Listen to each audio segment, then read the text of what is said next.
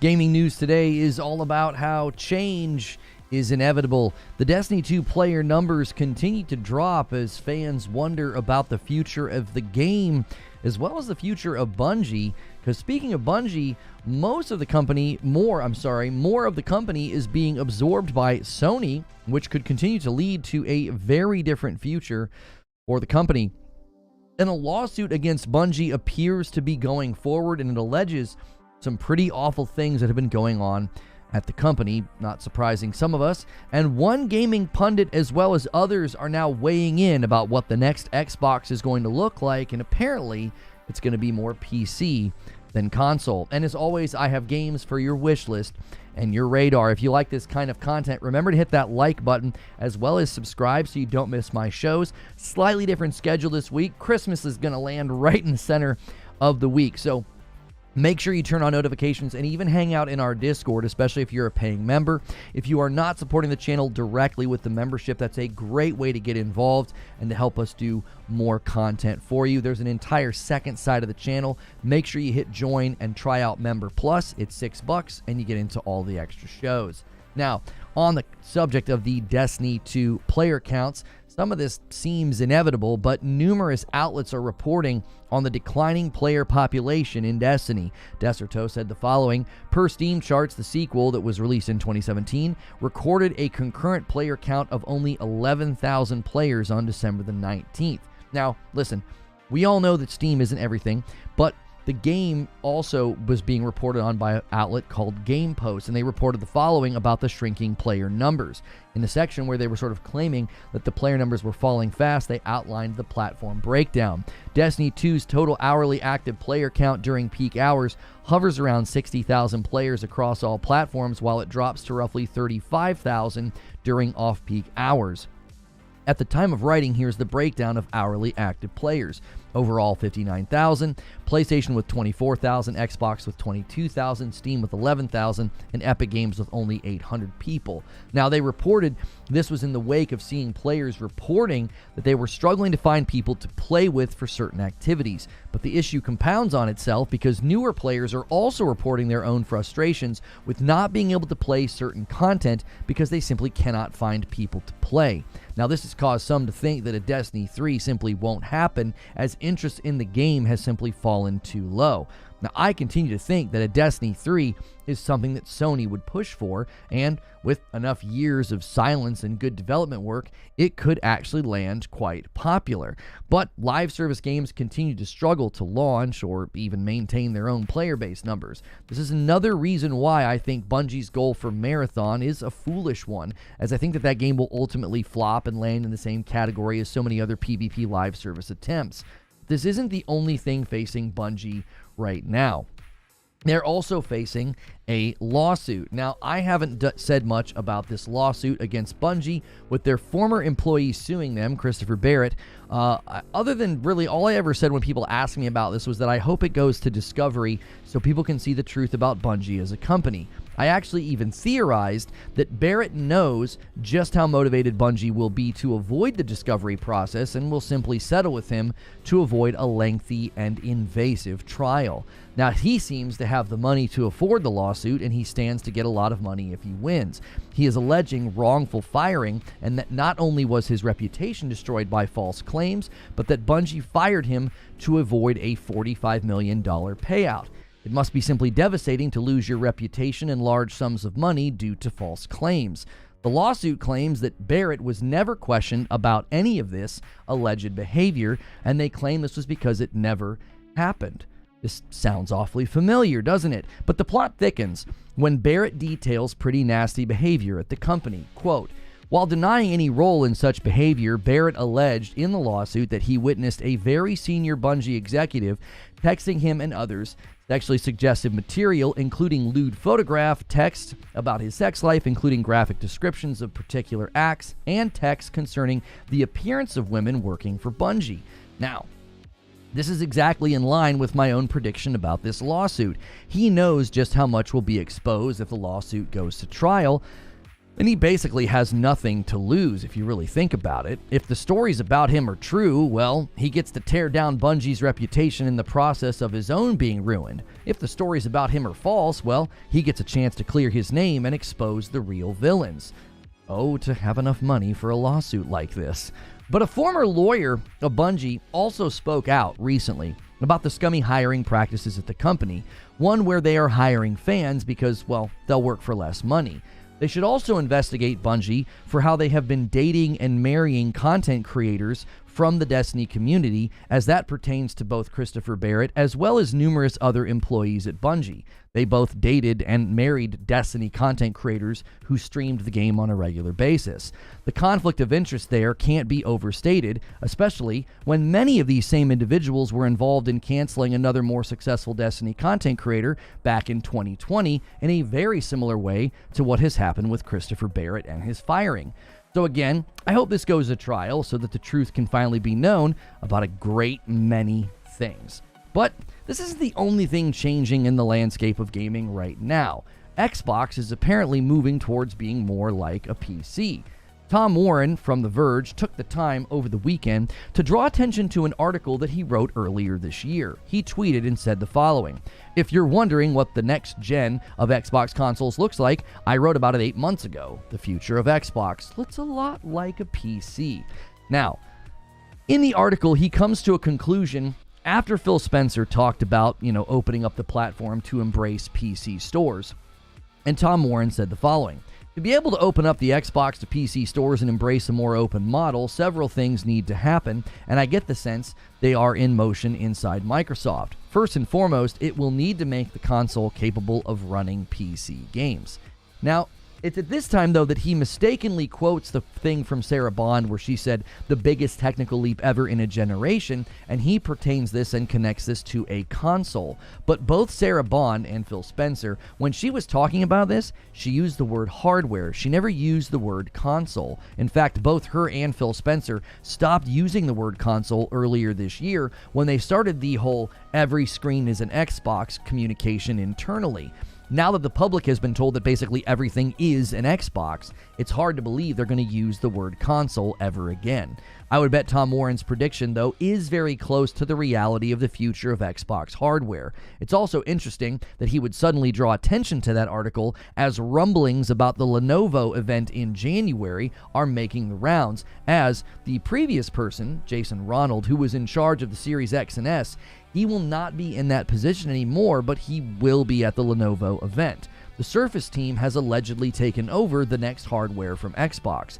We also heard from Jez Corden of Windows Central recently, and he thinks that January is when a lot of the new marketing will make more sense. So we'll have to wait and see. There is also the new efforts from them. I forget the code name of the project. Someone in chat might have to help me. I forgot to put this in my notes, but they are opting to put a UI in their game so that anytime you boot up an Xbox, their UI will pop up, which very likely could be related to this marketing you're looking at right here. This is an Xbox. They're essentially going to cross-pollinate their games in a way where, like when you boot up Fall Guys right now or Fortnite right now and you interact with the friends list, it's sort of a unified UI. So regardless of where you're playing, all of your friends sort of are contained within that overlay and that UI. It's sort of on top of the game, and Xbox is seemingly looking in to doing the exact same thing. And that, I think, is related to potentially what they're going to talk about or announce at the Lenovo event, which is rumored to have a Steam OS handheld from another company, which may make it more difficult for Xbox to get into what many are predicting they're going to do, which is let other manufacturers make their handhelds. Well, Steam OS could make that a tough sell if it's in a better position and it starts showing up on more handhelds and it becomes sort of the de facto one that people look for. So we'll have to wait and see what exactly happens with that. So everything seems to be changing. Now I have some games for your wish list and your radar. And the first one, I believe I put this on your radar before. It's called Warden's Will. And this is a roguelite third-person game with up to 3-player co-op. Now, there's some very clear Risk of Rain 2 inspiration with more focus on movement and bullet hell gameplay, and this game now has a release date. It is a planned release date of January the 8th of 2025. Currently, it's only on Steam. Hopefully, they can have enough success to bring this one to console, because I think it looks like an absolute blast.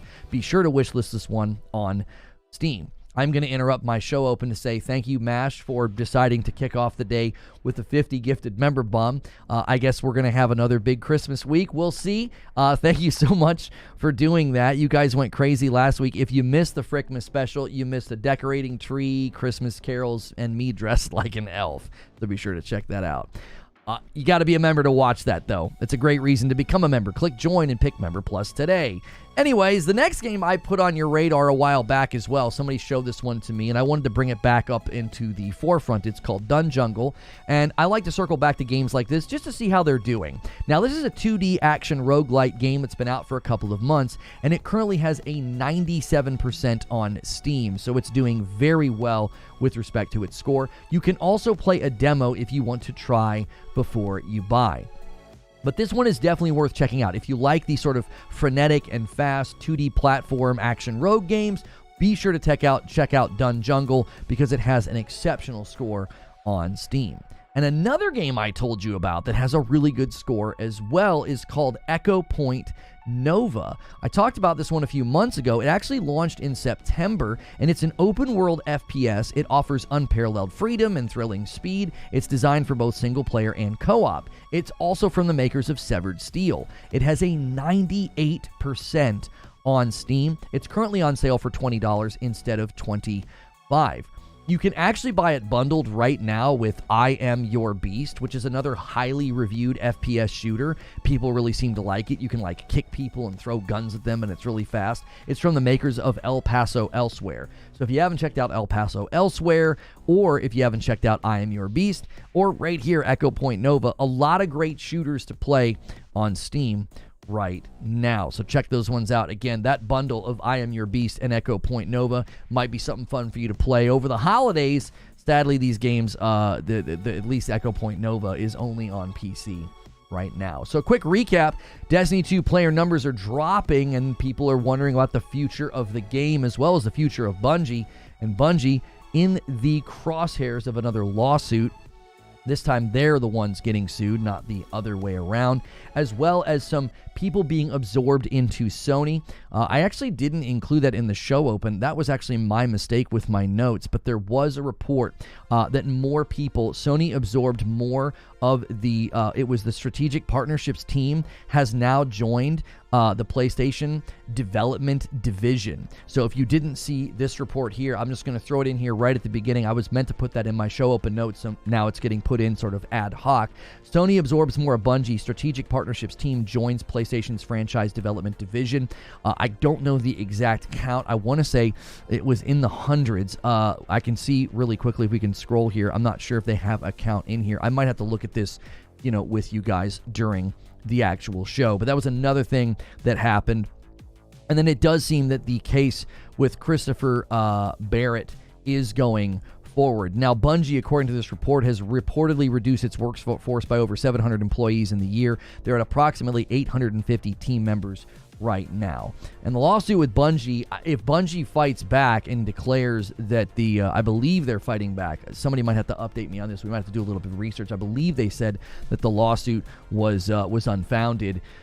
If it goes to trial, it'll be really, really interesting to see what the discovery process unearths at the company, because I myself know of some particular things that went down that would be very interesting to see once they hit the light of day, what that does to certain content creators and companies that were aligned with Bungie.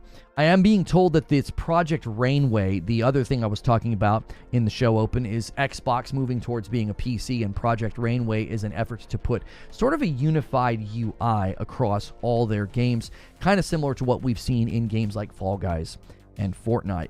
So that's the news.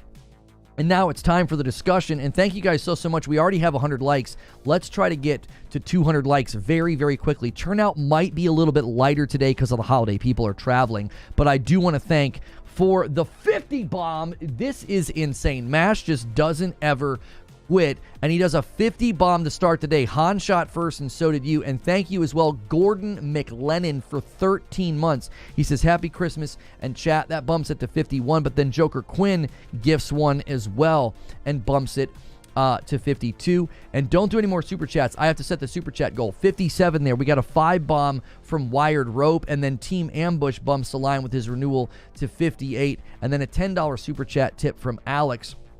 Let me go ahead and set the super chat goal.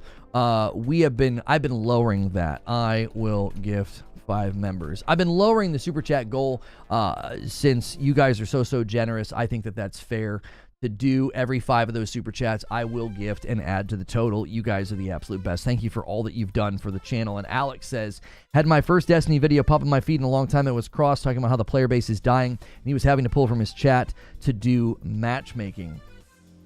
Interestingly enough, when I was doing my show open on Steam, Destiny 2 is the 14th most played game. But here's the dilemma there, Eugene. How, if it's always in that rank, it said the last week rank was the 14th. That's not last month. That's the week ending in December. I mean, I don't know how impressive number 14th place is, though. I mean, it's underneath Stalker. So for the week of that week, I mean, Stalker had more players than Destiny 2 on Steam. And it's below Cyberpunk as well. So I don't know. Being below games like Stalker and Cyberpunk that aren't even live service games, I would say that's pretty low on Steam's charts. It's not that it isn't impressive, but for what Destiny needs to operate, I would say that's low. So, and I'm fairly certain that Bungie has fired back in the lawsuit with Barrett, and I believe, have they replied to his Bungie Barrett lawsuit? Bungie replies. I thought they replied. They respond, and they're counterclaiming. Is that true?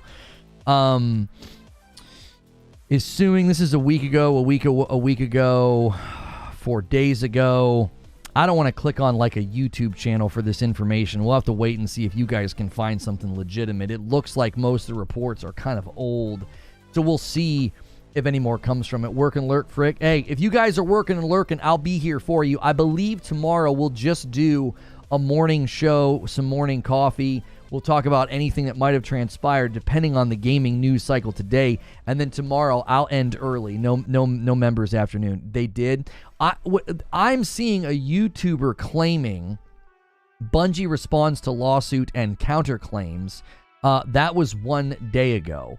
But I don't know if the source of this information is reliable. I'm not seeing any other reports in the last, couple of days. Most of the news reports and outlets are old. Now, the problem is that a lot of these outlets are in Bungie's pocket. Like, they won't cross them. They won't report on anything accurately or negatively. IGN wrote the puff piece for them a couple of years ago about how they were covering up misconduct. Nobody has ever really wanted to cross Bungie. I think Bungie still holds sway over a lot of these outlets because, they like to get that access journalism. So, Broken Earth. Yeah, I mean, why do you guys think the player base numbers are dropping so low in Destiny? Broken Earth is saying stale reused content, consistent bugs, half-finished events, more promises of we'll do better and nothing actually changing. This feels like a company collapsing and trying not to look like it.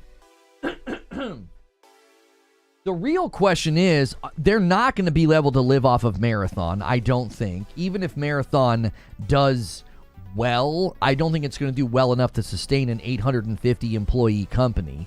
They're going to need to come together and come up with the plan of, do you pivot to something else or do you start working on Destiny 3? I believe that's what Bungie's ultimate choice is. Their choice is, listen, we're either moving to something else and really starting to put eggs in another basket here, and we got to start cooking up a game, or we got to start building Destiny 3. I don't think there's another road for them. You're not supporting an 850 employee studio off Marathon. There ain't no way. Destiny 2 is and probably still is their cash cow. It's where they make most of their money.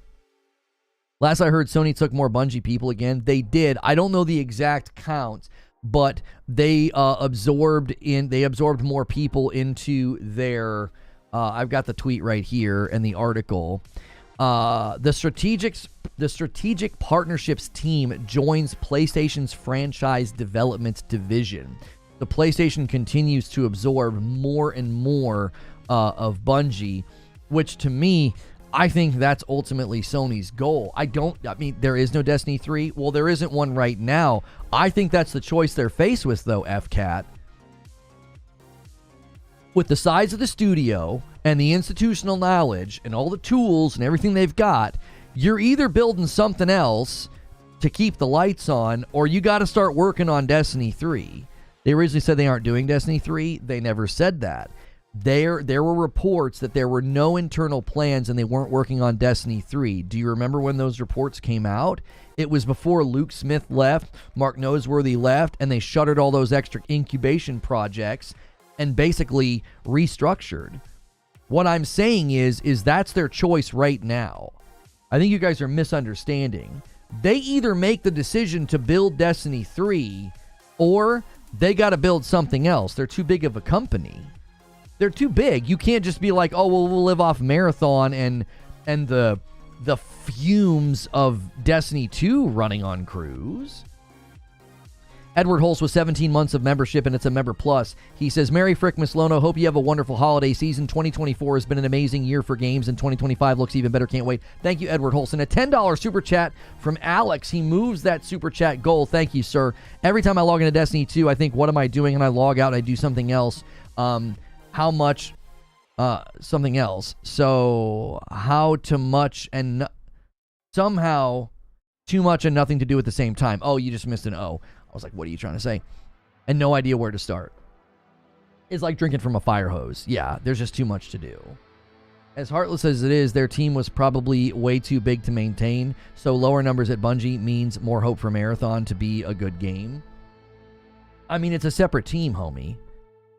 Yo, what's good, SpongeRoth? It's a separate team. They have a separate team working on Marathon. Yeah, I don't know if Sony is officially calling the shots just yet. I don't know. But I will say, they were not planning on building Destiny 3. You have to remember that when they weren't planning on building Destiny 3, that was under the former directive to spin up all these incubation projects. It spread the company too thin. As Pete Parsons admitted, he was running the company into the red with that plan. All of that's been canceled. I'm telling you that most of what they were building is going to be incorporated into Destiny 2. Remember, there was some open world game with like monsters or something. Well, they have something coming up called Behemoth. They've got something coming up that's going to have like rogue elements and Metroidvania elements.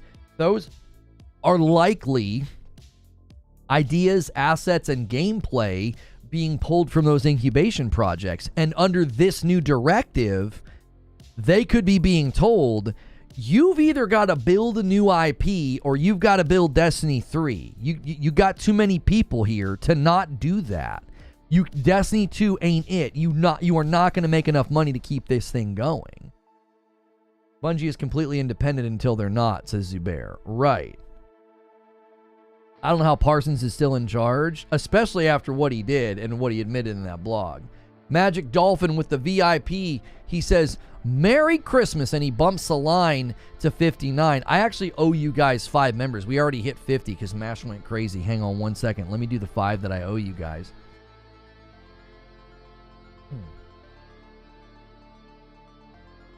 There we go. So, I think they're at a crossroads right now as a company. They'd be dumb not to make Destiny 3. I think they're going to be urged to make Destiny 3. If for one reason is that, listen, this is what your institutional knowledge, your structures, your tool sets, they all revolve around Destiny. No, I believe they'll drop the 2 in a year or work on a new game entirely. Yo, what's good, Captain Steve? I don't think you can drop the 2. Destiny can do with free flight and dogfights. I don't think that would ever be worth doing, Steve. I just don't think so. Destiny's appeal has never been about adding more things to do. You've got to add more content to loop in with loot, not fly around.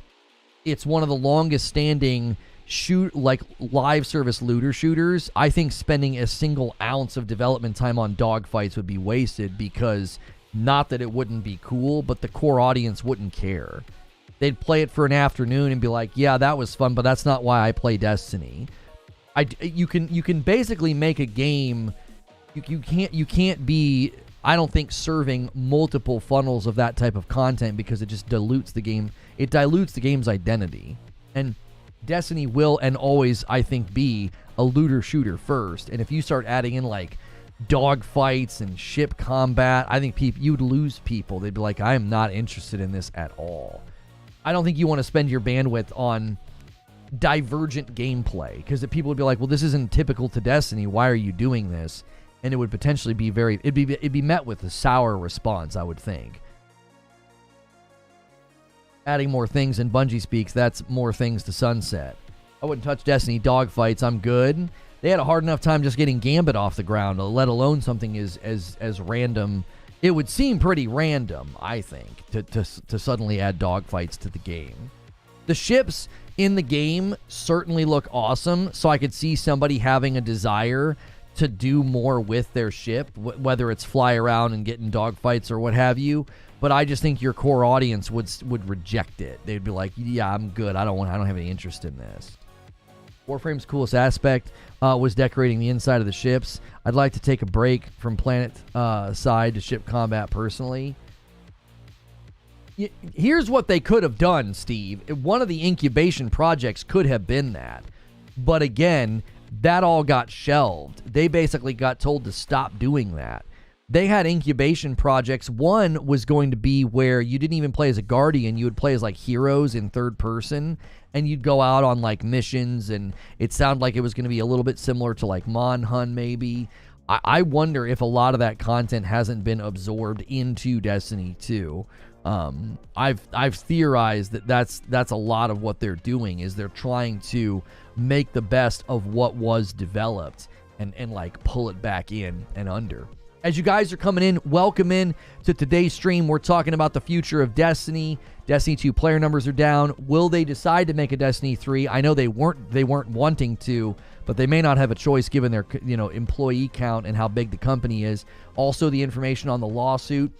So as you're coming in, go through the ritual of smashing like. Let's try to get to 200 likes. And Sir Gabby rounds us out nicely and gets us to 60 members already for this week. 12 entire months, a whole year. Bungie needs to get back to its players. Get back its players or get new players via D3. Sony can't justify its cost when its revenue is dropping. Yeah, the only way you subsidize a company that size when they're not generating enough money with their current project is you're basically funding the next one. That's why I'm saying I feel they're at a crossroads. You either decide to build a completely new and different IP, or you got to start working on Destiny 3. You don't have a choice. D2 is not going to generate enough money for them going forward, and I don't think Marathon is going to either. They're a big developer. 850 employees is pretty big. If Valve or Microsoft makes a new machine for the super easy PC gaming in my living room, I'll move to PC full-time. Already have a large library on Steam. Mark M., thanks for 9 months. Mark, if you're paying for your own membership, consider upgrading.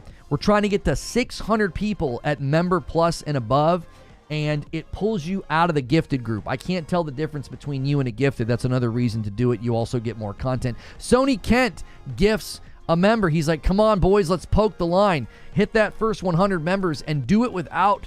Mash got you halfway there. Get the rest of the way and make him... Don't let him do it. You guys should do it on your own. Sneaky Wolf with a $5 super chat tip says there's no way Sony doesn't want a new Destiny with this push for live service that they have going on.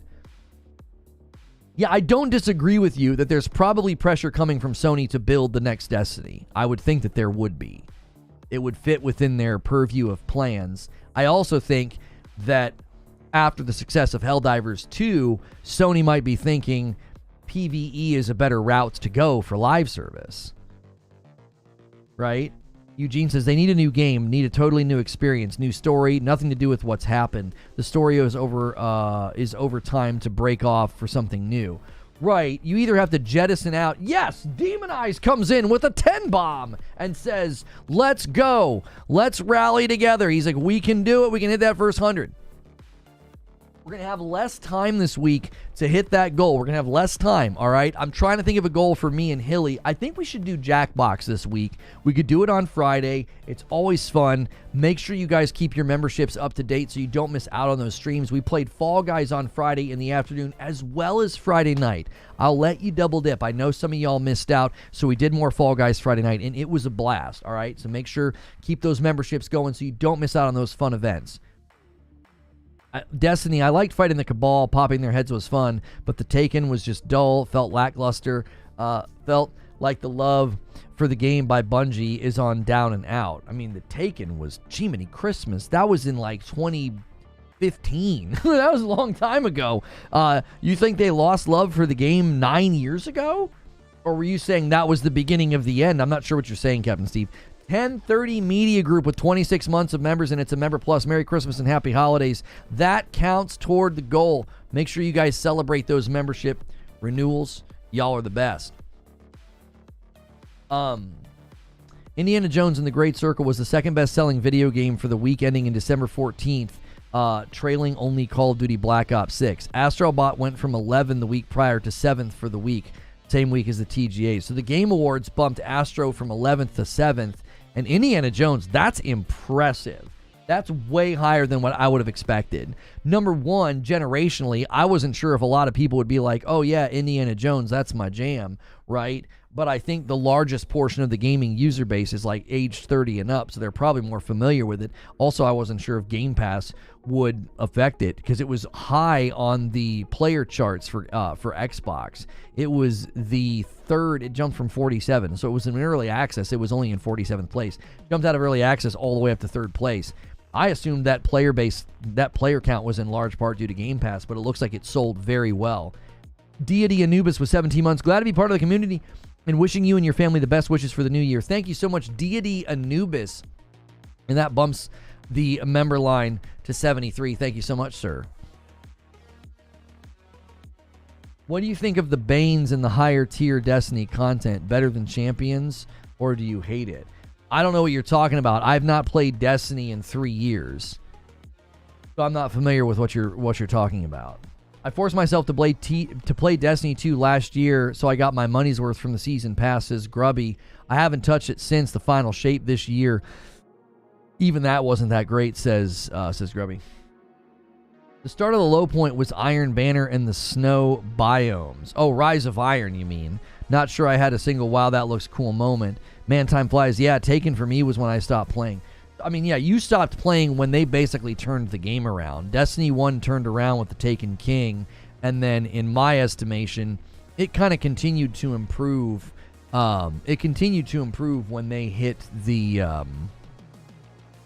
Rise of Iron era. I actually really enjoyed the Rise of Iron era. There was a good raid. It was a good time. That led to the Age of Triumph, which was a really, really good time as well. Yeah, I enjoyed that time in Destiny quite a bit. Obviously, it was a little bit of a mingled thing for me because I was a streamer, and it was great for me the way they structured the content at that time because I was doing like raid helps with people. So that obviously had a huge effect on my experience. Maybe I wouldn't have felt that way if I was just like gaming on my couch or trying to game with my bros. I might have had a different opinion if that were the case.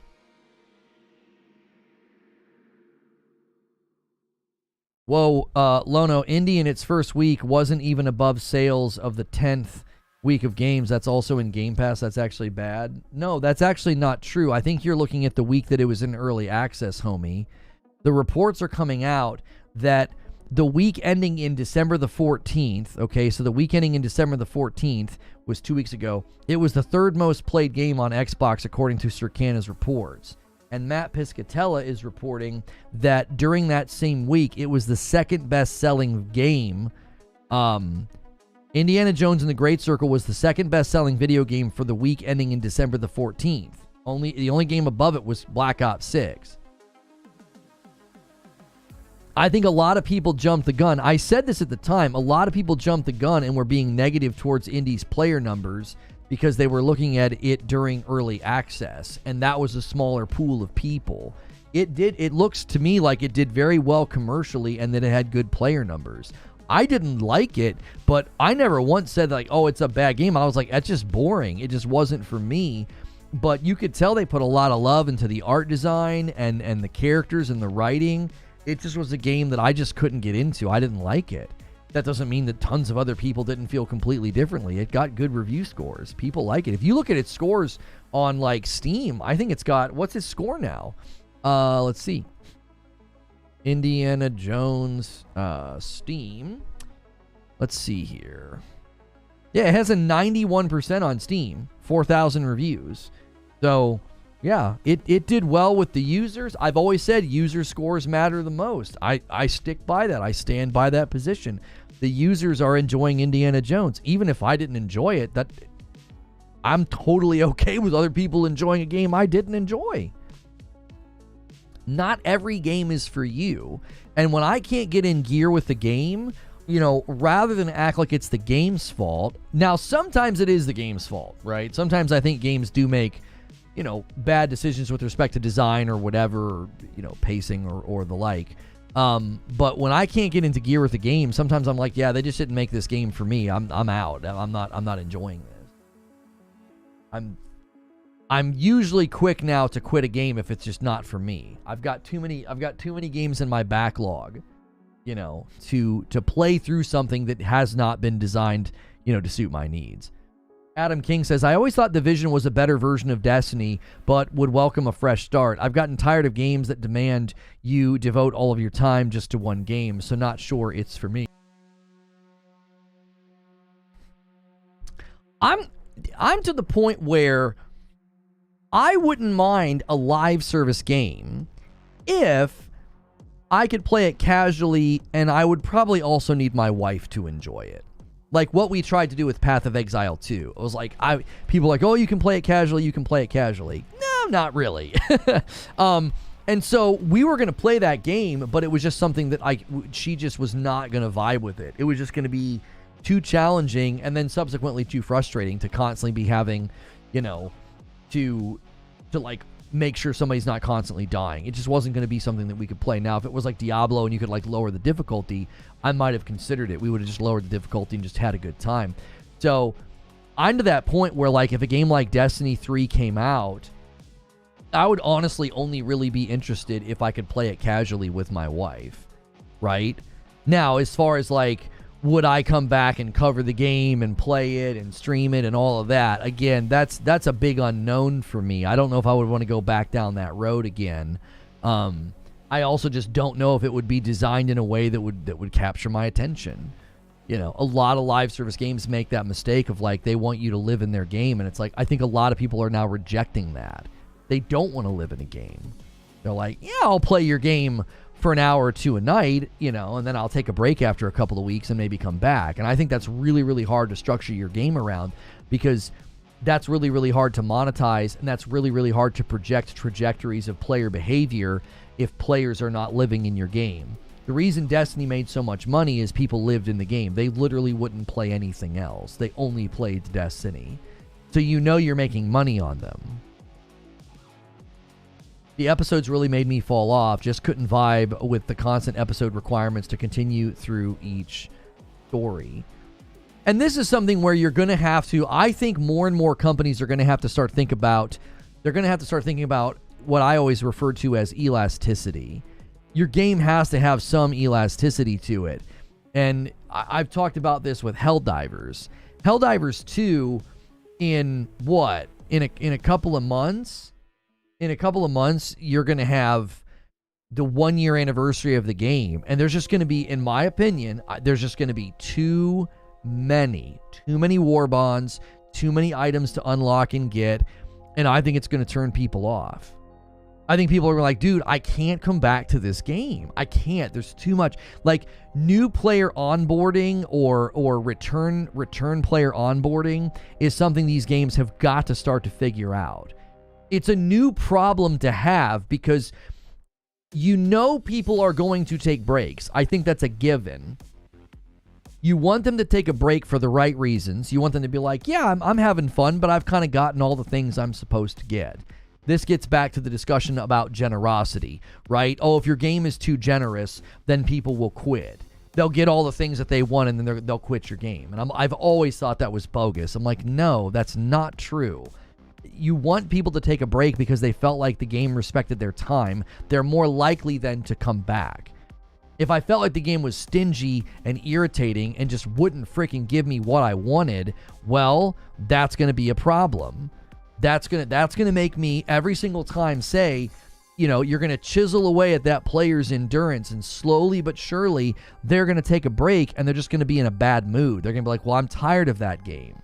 Or apathy will settle in. They'll be like, I just got burned out trying to chase the thing and the game wouldn't give me the thing. So yeah, now I'm taking a break. Right? So I think you have to consider anytime you're making a game like this, you absolutely have to ask, what are we going to do with generosity so that people take healthy breaks? And what are we going to do when they come back? What are we going to do when a brand new player comes in? All of these things have to be considered. Lono, there are so many people that when they don't play Destiny, they aren't going to play another game. They just put down the entire medium. They go read a book. Bungie can get them back, but how? I think they need a new game. I think they need something in the vein of either a sequel like Destiny 3, or they're just going to have to do a new IP. They either need to do Destiny 3 or do a completely new IP and take every single thing that they learned, take everything they learned from Destiny 1 and 2 and build a new game. I've always said that somebody out there someday is going to build the next great looter shooter. And the one company that I believe could do it based off of their experience and based off of all their institutional knowledge and all the years they've put into Destiny, I think Bungie could do it. I really do. They know the pitfalls. They know the mistakes. They know how to structure content loops. They know what people will put up with and what they won't put up with. If there's a company that could build the next best looter shooter, it would be Bungie. And it might be time for them to do what they did with Halo. You jettison away from the thing that everybody expects you to do and you just do something completely new. And it ain't Marathon. I'm here to tell you, it's not Marathon. That's one reason I don't play live service games other than ESO occasionally, because I'm not going to grind for gear or armor. I think you would grind for gear and armor if the game was generous enough. Yo, it's good, OG Boxer. Working too much. I played the story, but I can't get into the season or the episodes. The game is stale. That's why it's probably time for a completely new game. Guys, take a quick second and double check that you've hit the like button. Make sure you do that as a ritual every time you show up to the live stream. Let's hit 200 likes. Thanks for a nice strong turnout. We thought turnout would be light because of the holiday, but there's a ton of you here, so thank you for that. Hit like, and then double check. There's a $sign button at the bottom of the chat. If you hit that, you might have a membership renewal to celebrate. And when you're at Member Plus or VIP, it counts toward the goal. You could upgrade or celebrate what you're already paying for. A lot of you guys are already paying for those upgrades. Why can't it be Marathon? There is absolutely no way that they can support an 850 employee studio off of Marathon. There is absolutely no way Marathon generates the money and the player base that Destiny did over the last 10 years. There is no way. No way. I don't believe it. I think Marathon fails for the same reason all these others like live service PvP games are going to fail. I think it's a fool's errand. You want to point to Marvel Rivals. Marvel Rivals is hitting a note that Marathon will never be able to hit. I don't think a lot of the PvP games coming out can come anywhere near what something like Rivals has been able to do. Jacob Honeycutt with 17 months. Welcome back in. Remember, if you're paying for your own membership, you want to be on Member Plus. Thank you, Jacob Honeycutt. Consider upgrading. There's an upgrade command. I know it's a pain in the butt, but those of you that go through the process of upgrading, thank you for doing that. Even if it pops, it won't be as sticky as Destiny. You said they could do a new IP. Why is Marathon excluded? Because Marathon's not a new IP. It's been out before, and it's also not a new game concept. It's an extraction shooter. Like, they need a new IP in the vein of Destiny. They need to build another looter shooter. That's what they need to do. Number one, Marathon's not a new IP. And number two, it's not going to satiate or pull in the people that they need to pull in. A $5 super chat tip from ADJC. Bungie should have done Destiny 3 after D2's latest expansion. The amount of content they put into the DCV is insane. Yeah, I'm here to tell you. God, that makes sense. Yeah, like, people are probably confused why I am so dismissive of Marathon.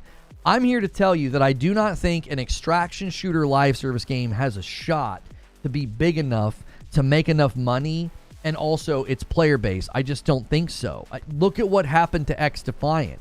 X Defiant had a lot of people playing it and saying it was great. It's done. It couldn't do it. And I told people that was going to happen with X Defiant. And that game was popping off and people liked it. It's not like it had a bad start. It had a good start. And where is it now? A $20 super chat from Street Shadow says, I love Destiny 2. Its problem is that they need to add more variety to the game, Sparrow Racing style things. Also, did you see Sony absorb more Bungie, their strategic partnerships team? That team does the crossovers. Yeah, I threw that into the show open. I forgot to type it up in my monologue, so I threw the tweet up on the screen for people to see. Yes, seemingly absorbing more people. Seems to be Sony's play. Captain Steve says, I've got a member plus, 16 months. Destiny 3 versus a new IP. What would you prefer? I'll be honest with you. I would prefer a new IP. I would prefer a new IP for a variety of reasons.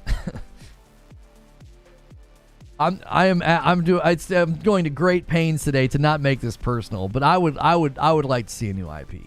And a 10 bomb from Krayos bumps the line all the way to 84. What a start to the week. Merry Christmas, Krayos says, as he hands out a bunch of members. Thank you, sir. If you guys get a gifted member, be sure to say thank you to the person who gifted it. We're one super chat away from confetti. William Breimer rounds us out to a nice 85 right there. A couple of 5 bombs away from the first 100 on the week. 19 months. I feel they need new IP. FCAT has a point. What did FCAT say? X Defiant shutting down while people complaining about Black Ops 6.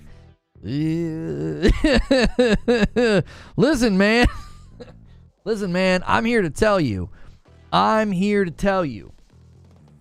It's just unavoidable at this point.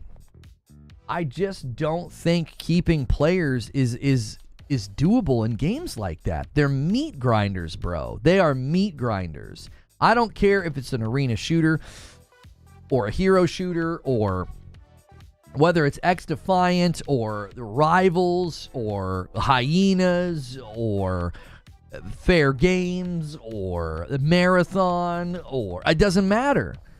It doesn't matter. They're meat grinders, bro. You're always going to run out of players. People eventually just get to the point where, like, yeah, I've experienced this enough. I've seen enough. There's just not enough longevity. What are you coming back to? You coming back to an extraction shooter 3 months later? Why? Not enough people will, I'm here to tell you. 24 months from Robert Jones. That's 2 years. And it's a member plus, 86 members already. Thank you so much, Robert Jones. UB shut X Defiant down because it wasn't one of their tentpole titles. It wasn't bleeding like that. Top Brass shocked them with that. Listen. I'm be honest with you. That reads like cope. That just reads like copium, brother. If it was making money, they would keep it going, dude. UB needs cash. Ain't no way X Defiant was sitting over there printing money and making money for them and they shut it down. They'd have to answer to their shareholders for that. Wait, is UB publicly traded? Is Ubisoft publicly traded? Yeah. Ubisoft Entertainment ADR rep. I mean, I don't know if this is all of them. It looks like they've got a variety of stocks you can invest in. Their shareholders would be like, what'd you do that for? If it was making money. Yeah, you're publicly traded. You can't just shoot something down if it's making you money. They'd have to explain that to somebody. If they did make a new IP, take the shipbuilder from Starfield, make it a bounty hunting, alien creature hunting thing, think Predator, and have free flight planet transition. I don't know if they want to go into lanes of games that, like, they don't have the... I don't know, though, Steve. You can... I think you can go full, and you just start grabbing from all these other game types, and I think that can be a significant mistake. You're a jack of all trades, master of none kind of a situation. I know there's more to that quote, but you get what I'm saying. Like, the game can start to get spread too thin. Hotshot with 20 months. Forgot about my milestone. Happy to be here. Hotshot gets us to 87. Excuse me. I don't understand how games like COD still get relevance. I just think they're big. Like, they become the automatic. They become the assumed. Only track record Bungie has is failing upwards or falling upwards. D1 rushed finish. D2 rushed finish. They lack follow-through. They course correct too often in game development. One problem with these COD killers is the lack of substance. COD has campaign, zombies, and offline modes, I think you meant to say. The competition comes out with like one basic online mode. They have no shot doing that. If y'all think Helldivers 2 has too many war bonds that new players are overwhelmed, well, Destiny 2 is a million times worse. Will, did any of you guys watch those streams of my wife trying out Destiny for the first time? It's obnoxious. It's obnoxious. It's like, what in the world?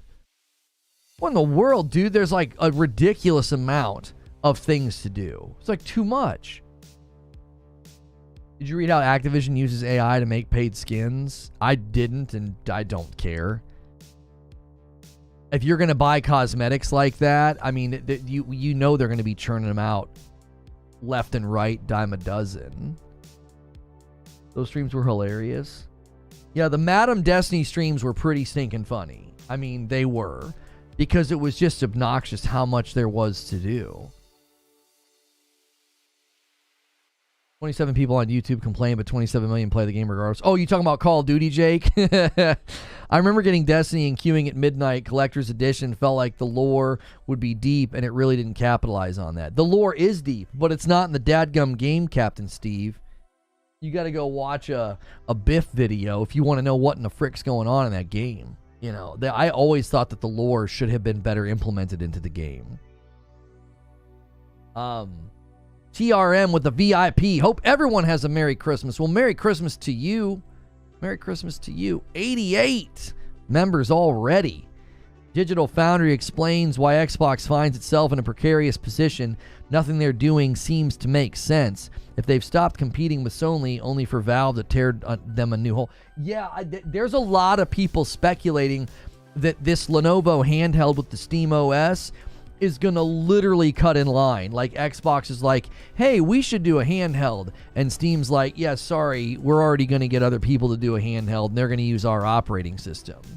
If Steam OS becomes the de facto handheld operating system, that's a frickin' problem for Xbox's goals.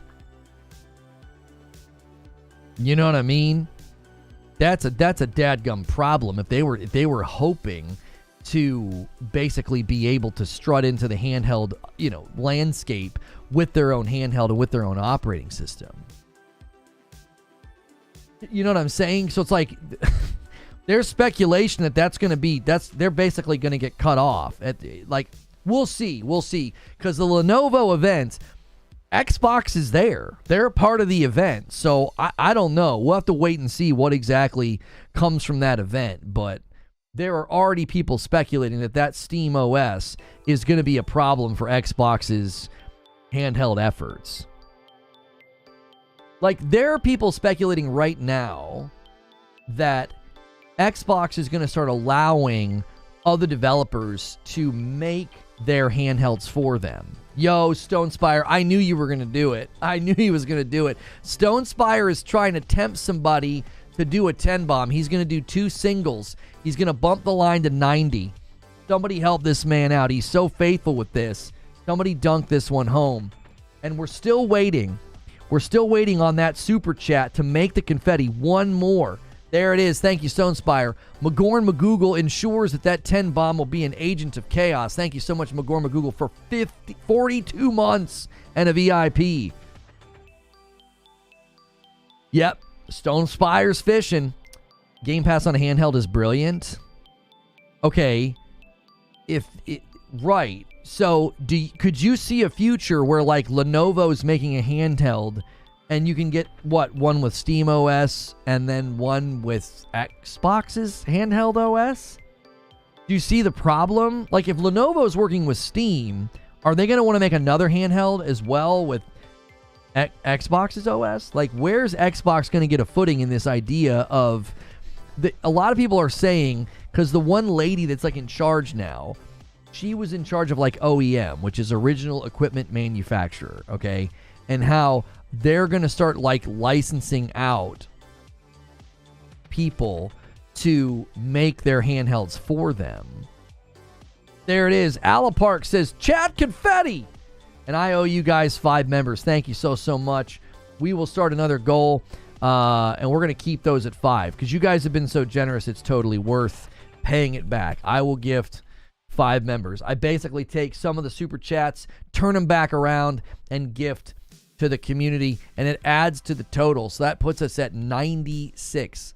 That's the only time you can get me to add to the total. And dadgummit, you set a new super chat goal, and like that first super chat doesn't register. That's so stinking lame.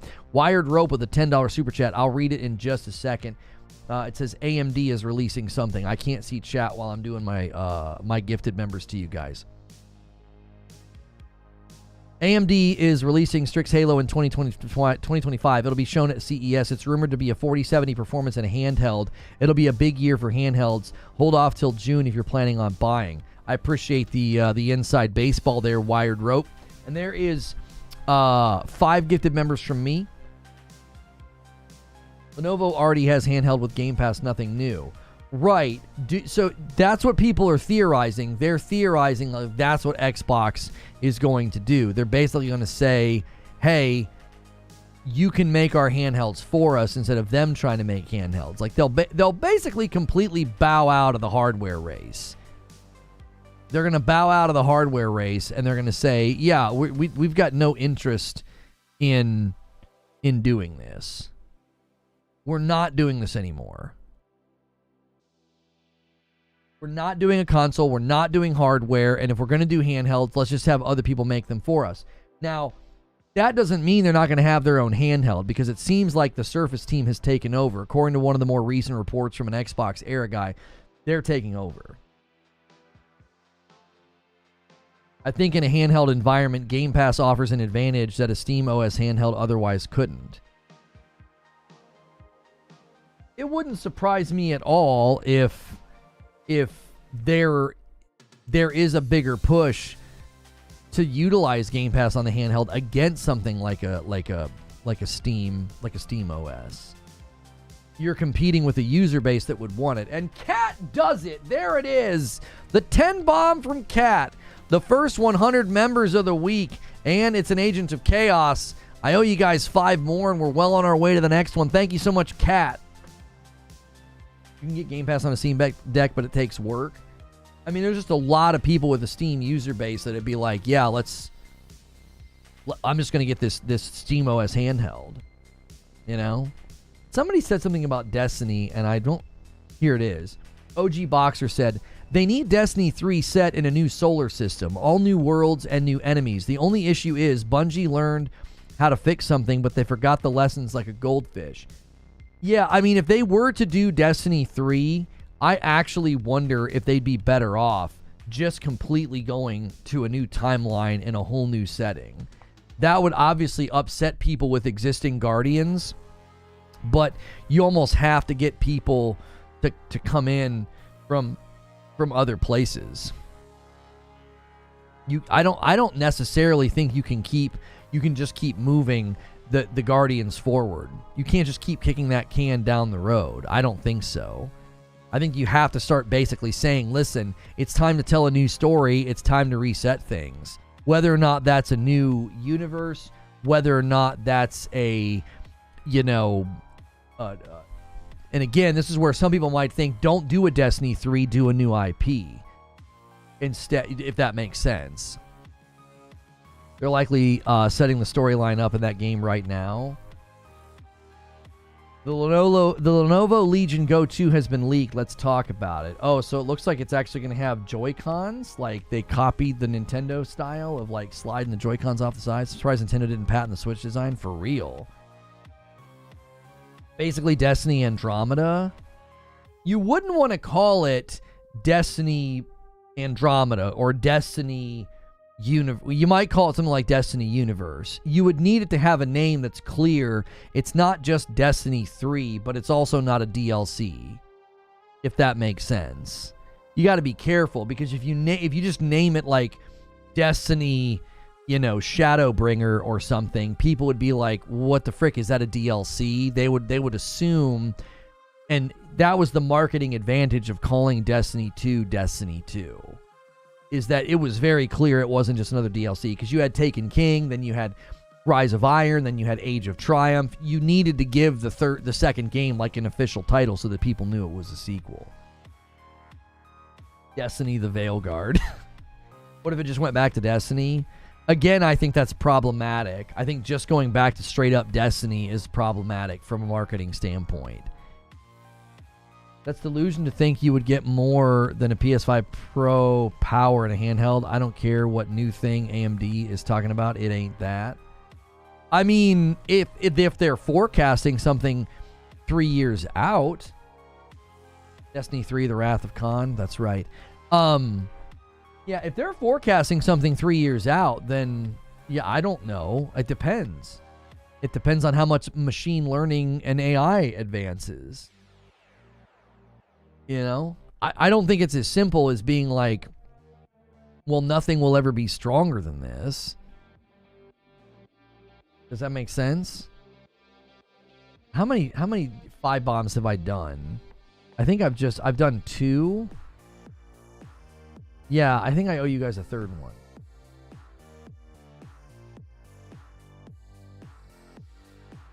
Matt says, OMG Enthusiast Gaming message board. It's dollars, not units, and acquisitions of a game via a subservice is not a sale and therefore not included in any way of the best-selling title rankings. It says dollars right next to it.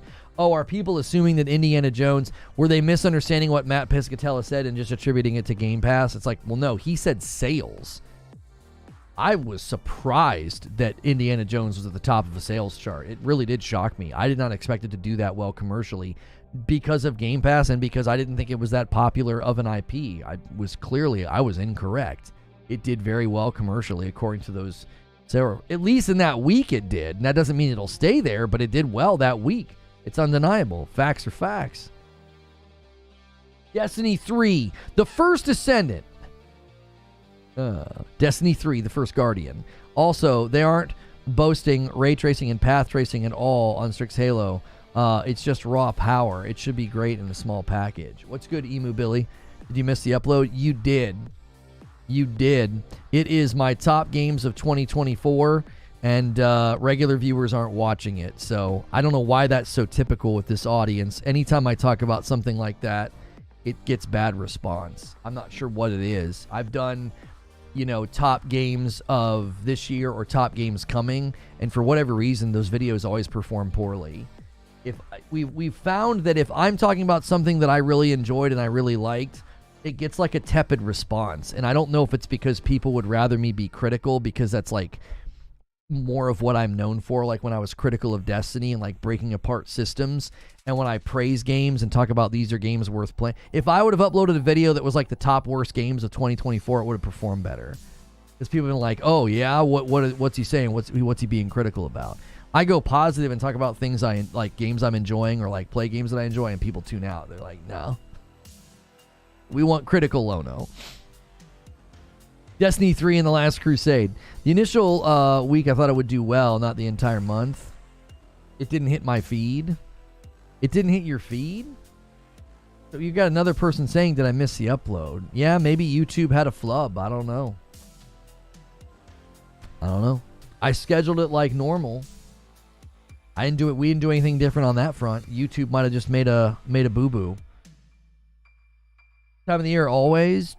Generally speaking, if I do a list video like that, it doesn't do well, and I'm not sure why. Plenty of people do it to great effect because people like it, you know. It might have been late. I don't know. We should have done it earlier. We kept waiting. I kept saying, oh, we should do it. It's like, no, let's wait. Oh, we should do it. Let's wait. We wanted to wait until after the Game Awards, and then after the Game Awards were over, we were kind of in a monsoon of new games to talk about, so it got bumped.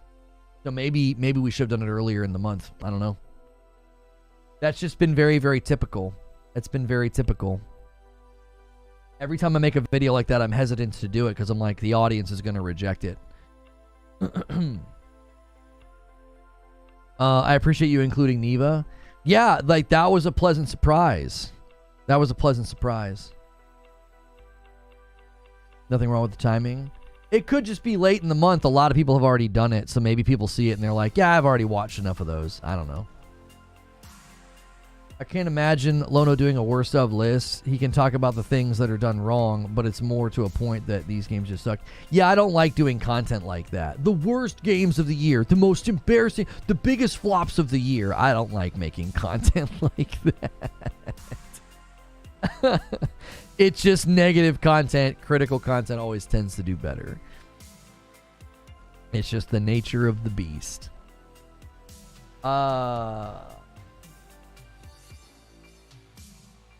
Master Cross is hurting lately. Pray for him. What do you mean he's hurting? In what regard? Sitting at the top of the directory above all those other losers? What do you mean? I don't think he's hurting at all. Will you do game predictions or New Year's resolutions for 2025? We'll try it again later this week because I do want to do a video that, you know, my top games of 2025 are like most anticipated games of 2025.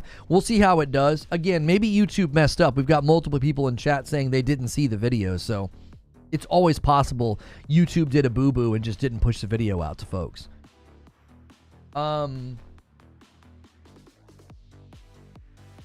Gould with 3 months says, who said to you that Indiana Jones did well? The game didn't even sell 1 million. That means the game flopped.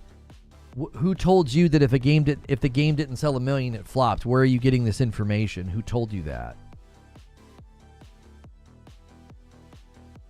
You're posturing informed. Tell us who informed you. And we're just going based off of sales reports, right? According to the sales reports, Matt Piscatella is reporting Indiana Jones and the Great Circle was the second best-selling video game for the week ending December 14th.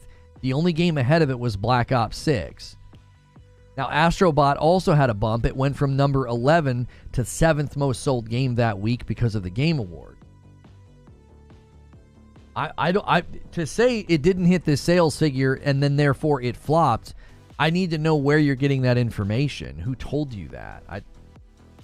People say this sort of thing all the time. Like, one game will sell 3 million copies of, like, flop, and then a multi-plat game will sell 3 million copies. They're like, no, that's really good. I feel like people just say whatever. The game sold this much? Yeah, that's a flop. And it's like there's no thought behind it.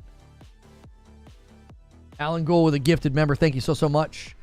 Always remember, if you're paying for your own membership, you want to be at Member Plus. So, Alan, thank you so much for that gifted. Consider bumping up to Member Plus as well. It's $1 more, but then I can distinguish between non-gifted and gifted. I can include you in the total whenever you renew. The game just dropped. If it's even close to 1 million, that's a lot already. I just feel like really, really big banger games are distorting people's view of what success is. What's your best build on Darktide? I'm not sure what you're talking about.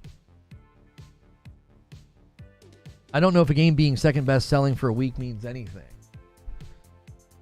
Well, it means that it wasn't commercially tepid. It didn't sit at the bottom. To be right behind Black Ops 6 has got to be worth something.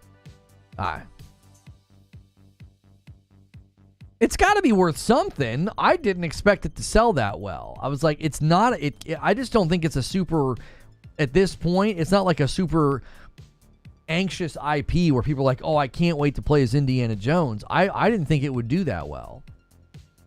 Warhammer Darktide, I've not played that for more than, I think I played that one day for, I don't know, 15 or 20. I don't even know. I thought we played it on this channel. I didn't like it that much. If you see them on Steam, all-time player counts 12,000 something. So for sure on Xbox didn't do more because it's on Game Pass. 1 million for Indie's not great. Indie is a huge IP. I mean, they're already talking about making more games, so I don't know. Playing Great Circle because my wife wanted to watch, but I've never been so bored playing a game before.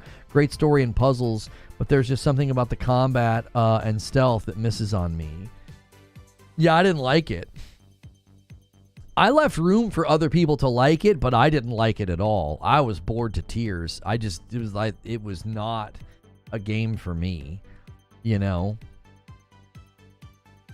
It's at the top of the Xbox platform. Well, Game Pass will help with that. Most played Xbox games. Hey, a $5 super chat tip from Dan, and that moved the super chat goal. Has anyone played Arma Reforger? Thoughts? I have not.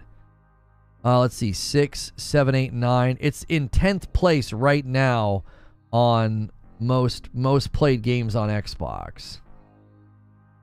So here are your most played games on Xbox. Your first 3 are kind of hard to ever compete with.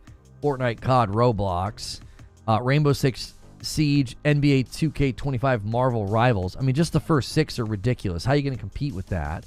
Then you got college football, Minecraft, and GTA 5. So, I mean, these 9 are like automatically always going to be up here competing for those spots. So the fact that Indiana Jones is number 10, it's basically the first game after some of the biggest games in the world. I would say that's pretty good.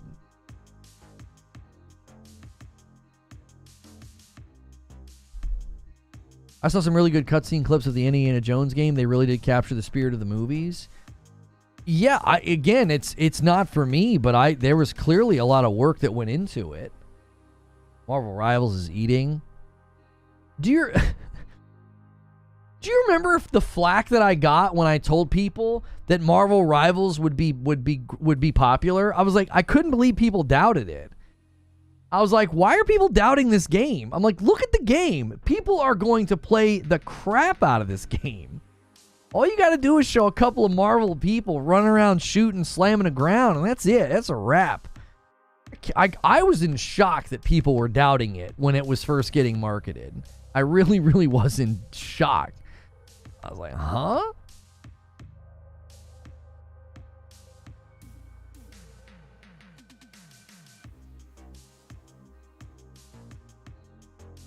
Oh.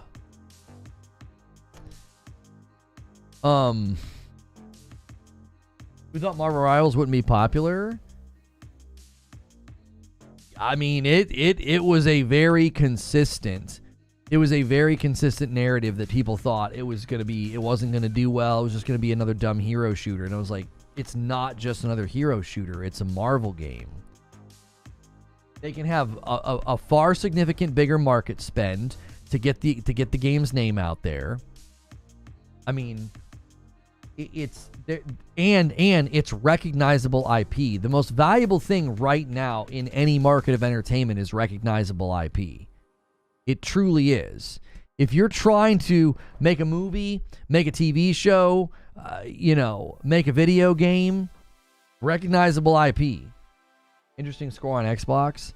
Yeah, it's got a lower score on Xbox than Steam, but again, I always attribute that to Game Pass. There are people that probably installed the game and they tried it like I did and they didn't like it.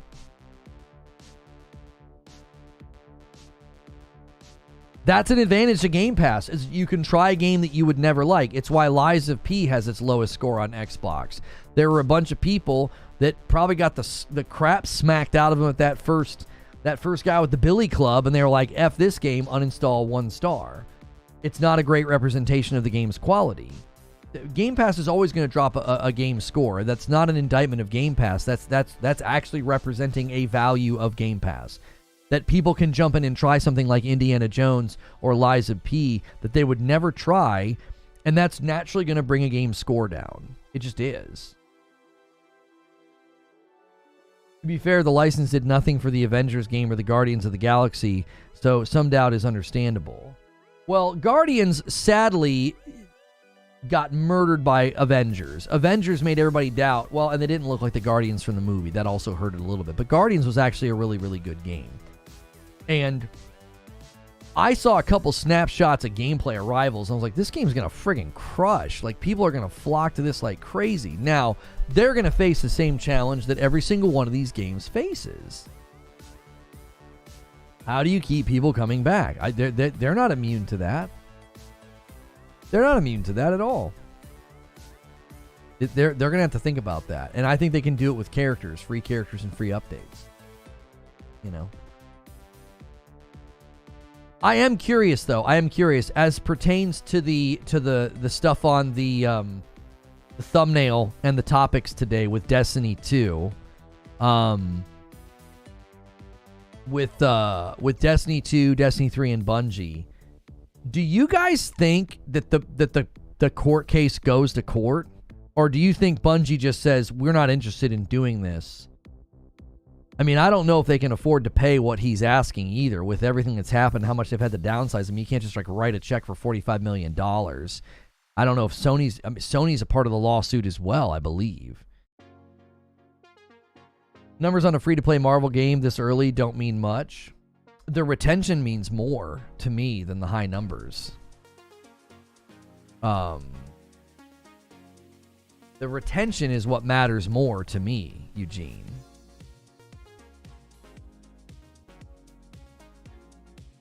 Like, in 1 week's time, we're just not seeing the typical drops that you would see. You just aren't.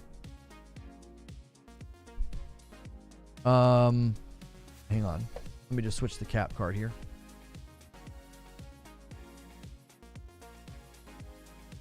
I think you typically see bigger drops than this. Peaks into the 400s, then 395, 378, 397, 375, 374. It looks like maybe there's like, were they doing maintenance in these little weird dips in the middle? Anyways, that kind of retention after 1 week is impressive to me. I think it's impressive. It doesn't show signs of stopping. Now, it doesn't show signs of stopping. Like, it does seem like they're doing a pretty good job with retention. Typically, live service games, those first 2 to 3 days are huge, and then there's a pretty significant drop. They haven't seen they haven't seen the drop just yet. Helldivers was similar. Yeah, and Helldivers actually did very, very well for a long time. I agree that they're going to face the same problem that every live service game faces. I think PvP games face them in a more extreme way. You know, Merry Christmas, Brian King. Good to see you. He's also suing Sony. The Barrett lawsuit, that'll be Sony's call, and if they settle, depends on how much is true, I guess, and how much Barrett is willing to come down. If Sony has a say, this is a theory that I was just thinking about this morning. If Sony has any kind of a say in the lawsuit at all, they might be okay with it going to court because they probably want to get rid of some people. And it'd be a great way. It'd be a great way to get a look into the company and to have better accountability. We know that Totoki and others at Sony corporate want better accountability and even sort of a restructuring of Bungie. A really great way to do that is to expose all your bad actors through a legal discovery process. Sony might be like, we're okay with that. They're not attached to our brand to the same degree as like a Santa Monica or an Insomniac or something. So no, we don't want to settle. We're not paying this frickin' guy. Go to court. And then they have grounds to get rid of a bunch of people. It's a really easy way to like fire CEOs, fire CFOs and COOs. You know what I mean? Sony might use it as a final nail to take the studio's independence, right? If Sony's got a say, they might be like, you know what? We'll take the PR hit. We know there's bad people at the company. This would be a real great way to find out who they are. Disagree in Japan. It's harder to remove staff. They will have no problem getting people out that they want. The PR wouldn't be worth it. What do you mean in Japan it's hard to remove staff? Bungie's not in Japan. Sony is. Oh, you're saying they'd have no problems just getting rid of people, Hilly. Rivals hit 20 million. Yeah, I think if you're going to have a game that survives, a live service game that survives, you quite literally, the only way it's going to work is if you have that really, really big first week funnel, because you're increasing the odds. You're increasing the odds of people coming back. Yeah, so Hilly seems to think a Japanese company be like, yeah, we have no problem firing people. I just don't know if it's that easy as it pertains to the contract, Hilly. Right? They might not be able to. No, that's what he means, Scott, because Bungie's not in Japan. Japan might be like, this is really easy to fire people in America. This is great. Let's just get rid of these people. I don't know if they can because of the contract that they signed. Bungie's level of independence might be a nut they can't crack, and a lawsuit with Discovery would be a really great way to do it. They'd be like, oh, you're a high-ranking executive and you're sending explicit text messages? Yeah, you're fired under moral grounds. Get the frick out. You know, no severance for you, buddy. They could end up on the good side of this if they get rid of a lot of bad executives that they would owe a bunch of money, and now they won't. I don't know. It's some of that's wishful thinking on my part. It really, really is. I would love for Bungie to be drug out in front of the public and shown for what kind of a company that they are. You know. I don't find a free-to-play Marvel game hitting numbers impressive on launch. I just don't.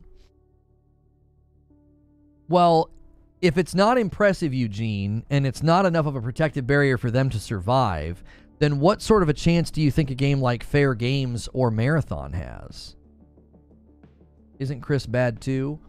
This is how I said it in my show open, DJB. He's either guilty and has nothing to lose because he's like, well, you ruined my reputation and exposed me, so I'm going to expose all of you. There's bad actors at Bungie, and I'm going to drag them into the light just like I got dragged into the light. So it could be total vengeance for like, y'all were just as bad as me, and you tossed me out? Okay, well, I'll drag you out into the light then. So he could be guilty and just trying to basically pull everybody else down with him. He could also be innocent. He could.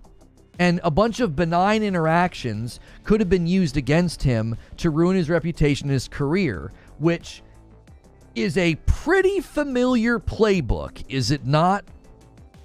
Using benign interactions that were never really an issue, never really a problem, and suddenly it was a great reason to get rid of a guy that they were going to owe a lot of money. So they were like, well, let's can him. It's one or the other. Like, he's either just trying to pull people down with him because he got exposed and he's like, well, there's way worse people at the company than me.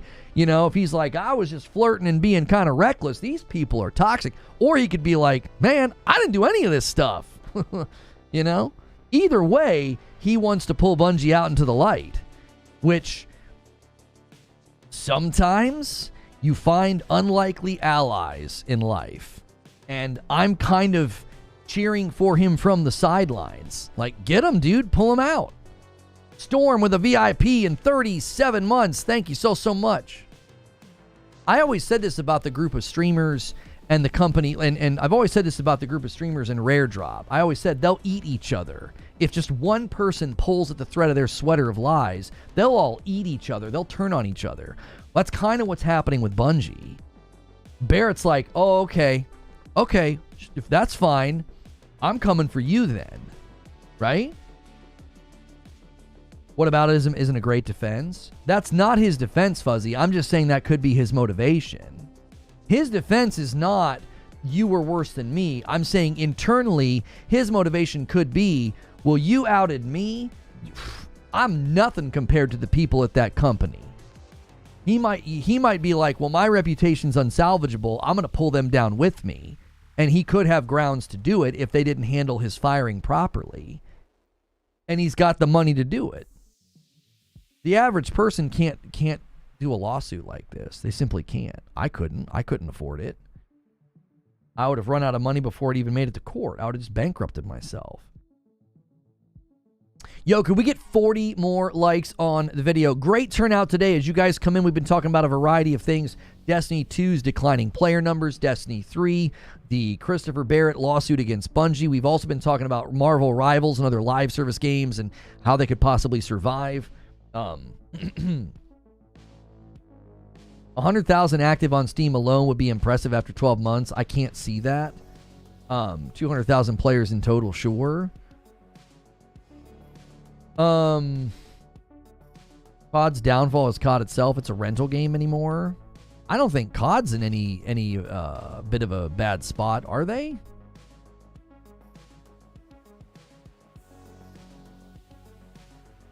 I'm imagining Eugene with his arms crossed saying, I'm not impressed. Well, I think Eugene's just being logical about it. He's just saying, listen, it's a free-to-play Marvel game, and it's well-built, right? It's fun to play. Of course a bunch of people are going to download it and play it. It's a recipe. It's a recipe for success. It's like Oppenheimer winning the Oscar. It's like everybody kind of knew it was going to happen. I don't think he's saying it's not a good game or it doesn't have a future. He's just saying this is pretty much what we should have expected from this game. I don't think he's necessarily incorrect. My pushback is, if a live service game is going to survive, this is the start that it needs. It absolutely needs the biggest, most fullest funnel possible in that opening week, because you need people to get a taste, to be like, well, I'll come back, or I'll keep playing, or, ooh, they release a new character, let me go play again, things like that. Well, the only reason you're going to get that is if you can fill that funnel in that first week. I think that is, in general, the single most precarious time for a live service game is that opening week. Eugene's position is that we need more data and time. Yeah, you got to look at the game at the end of this year.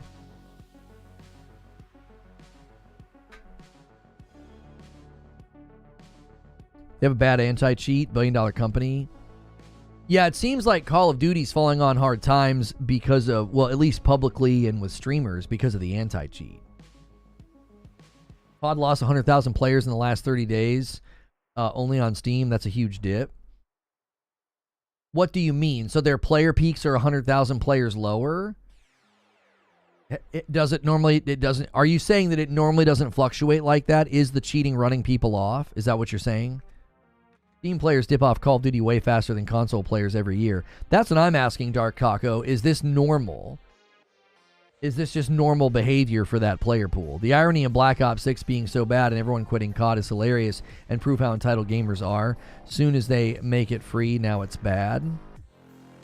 That's not what's happening. As far as I can tell from the dialogue, the cheating has become unbearable. That's what I've gathered from people. And that's what I'd gathered from the headlines and the YouTubers and the tweets and stuff, is people are basically like, this is unbearable. It's just too much cheating. How are you supposed to play a game like that if everybody's cheating? I'd argue the early part of a live service game is important. Then it's a matter of how much they keep supporting. Yeah, one has to precede the other. If you can't have a super successful, mega popular launch, then you're dead before it even starts. You don't even have a shot. That's what happened to Concord, right? They didn't have a shot. They didn't even have a player base to speak of. I remember somebody saying, oh, I don't care about the player base numbers. I'm having fun. I'm like, what did you just say? It's like, are you serious? You need people in there. You need people in there, or you're not going to be able to play. It's not going to be possible. If you don't have people in the funnel, then who are you playing with? That's always been my point when this kind of thing comes up. Here, let me give you guys, I'm going to do this the same thing we did last week, so people kind of know what to expect. I'm going to put, he's enormous. Pause. We're going to put him down here.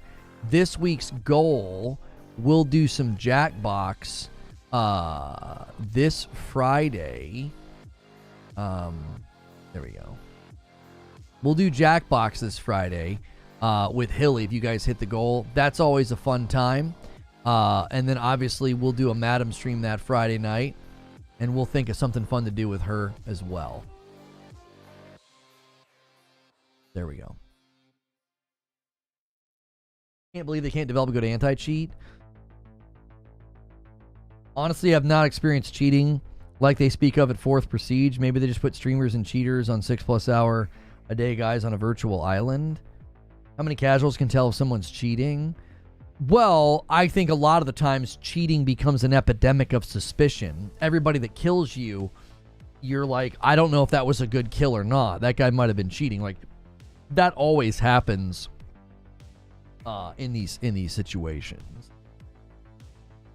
If everybody, not if everybody, if large numbers of people are cheating, and then you get killed by somebody who just absolutely finesses you, you might say, well, I don't know if that was legitimate. That guy might be cheating.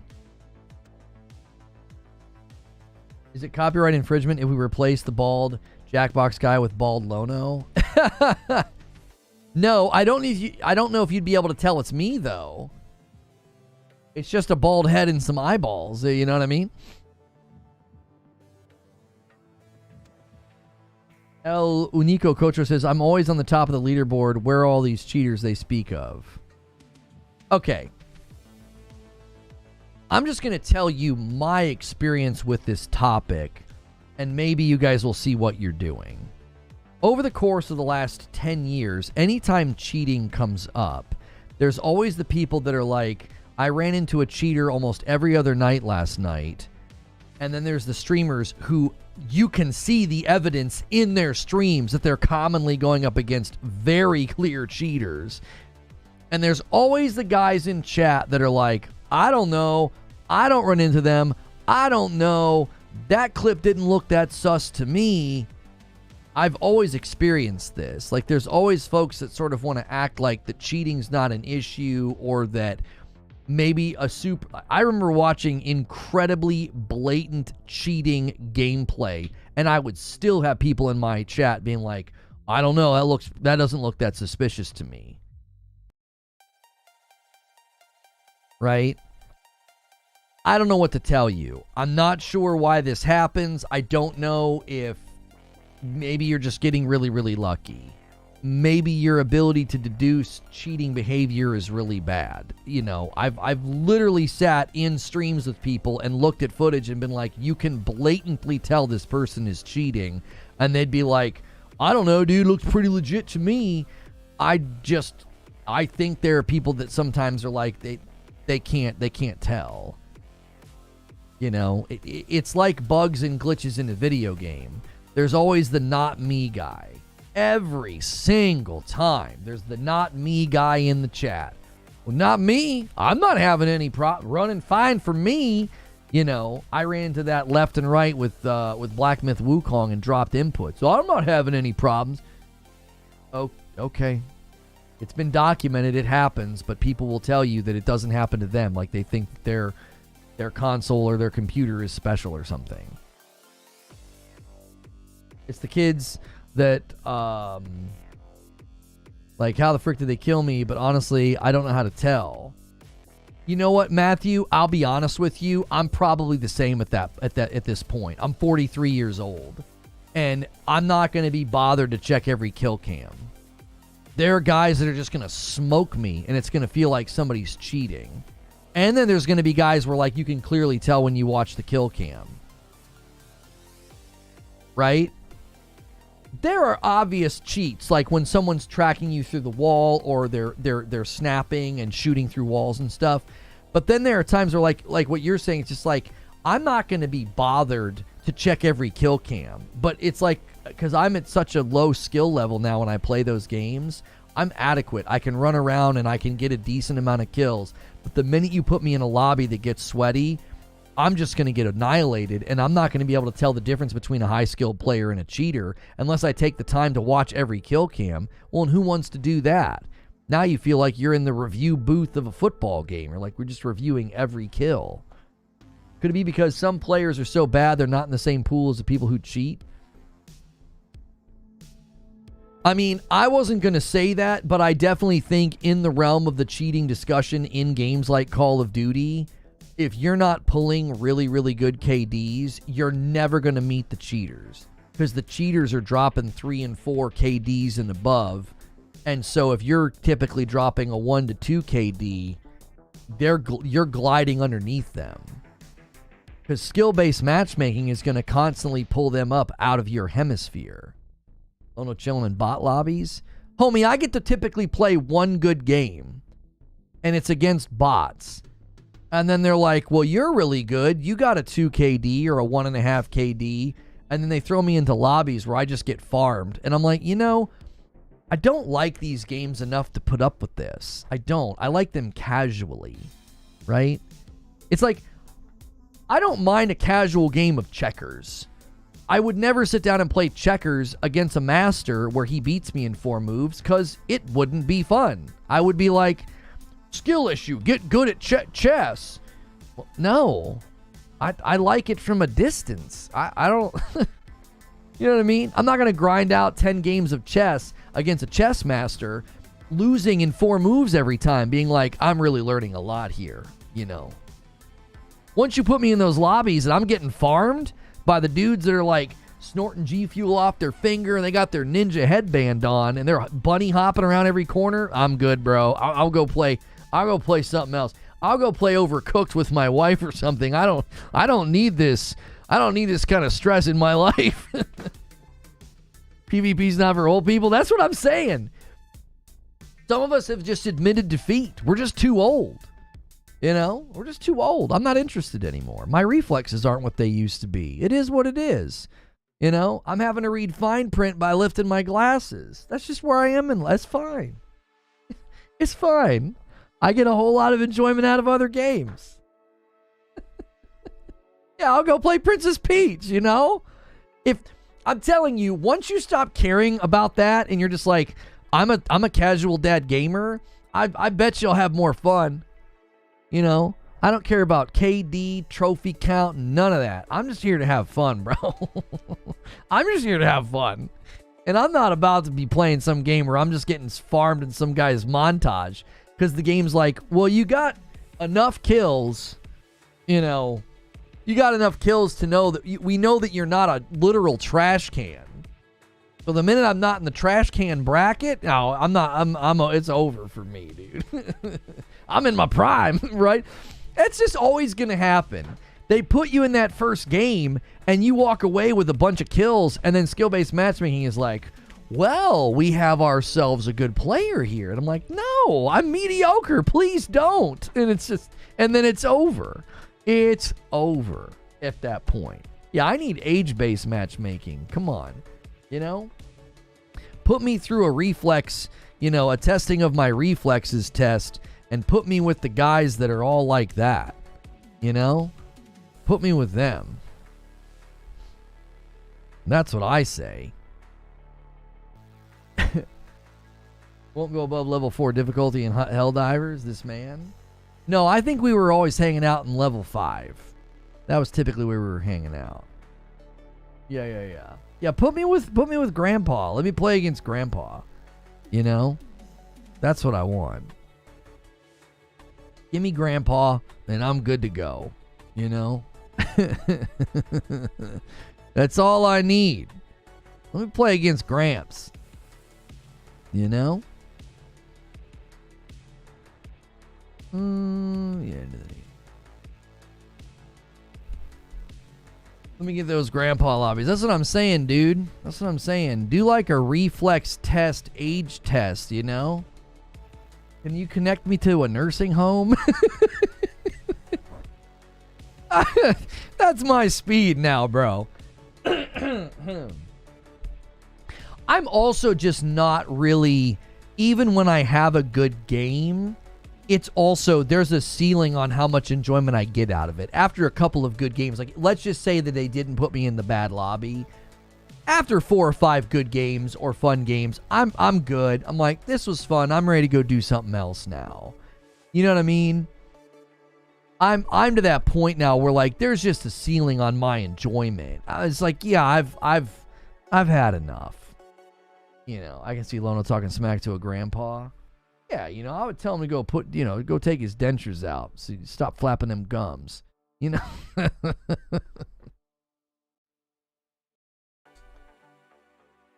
Yeah, I'm not saying that old people can't play. We're obviously kidding around. I'm 43. I'm not even that old. We're obviously being hyperbolic. You know, we're being hyperbolic. Lono's enemy. Yeah, that kid just pounding G Fuel. That's right. Just pours it into his dadgum mouth. 40 plus needs your vitamins. That's right.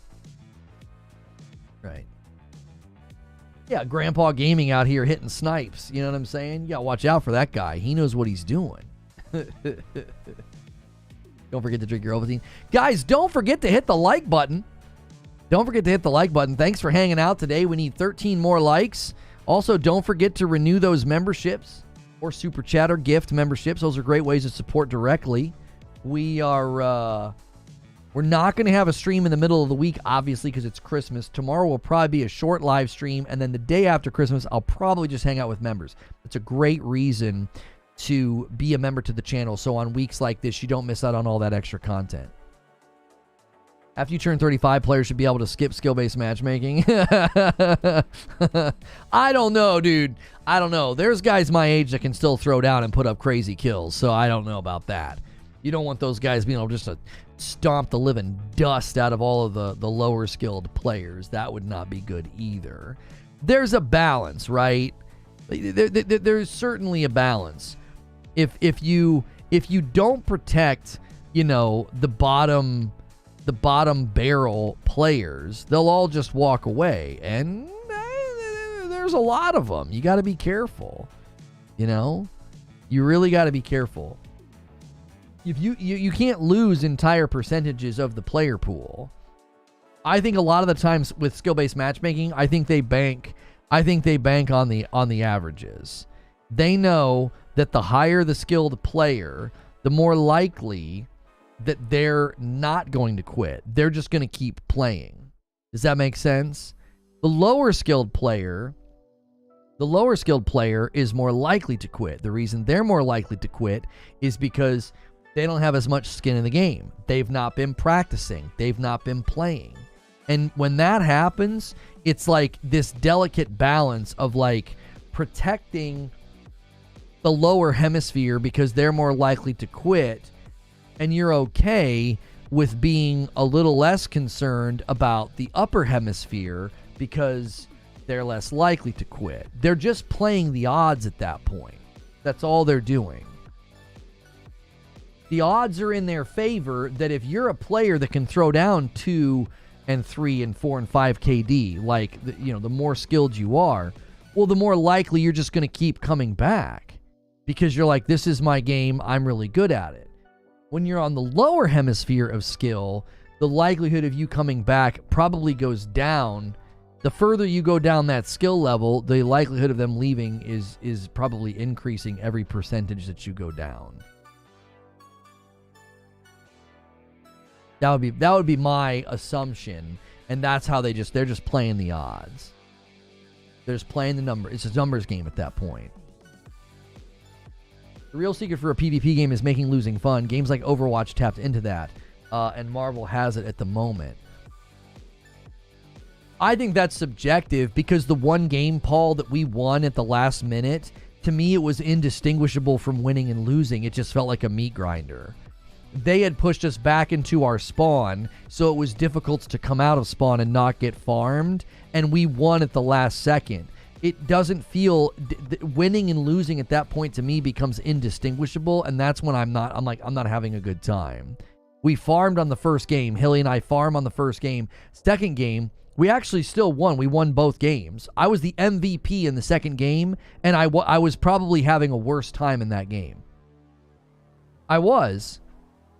A game where I won, my team won the game, and I was the MVP, and I was basically like, the last 5 minutes of the game, I was just grumpy. I was like, I'm not having a good time.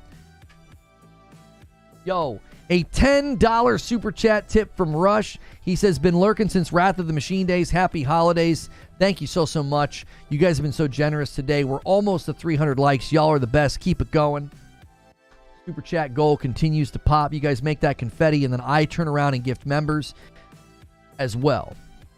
I was amazing. I'm thinking about going pro. I used to make kids mad because they'd go buy the Zen and ask me how it works, and I'd be like, I grew up having to learn how to actually play the game. I didn't have to use something to get better. Oh, you went to Venom, Hilly? Yeah. I miss Wrath of the Machine, best raid? Yeah, best raid. Wrath of the Machine will always be, to me, the best raid they designed. It was It was the right cocktail of action, coordination.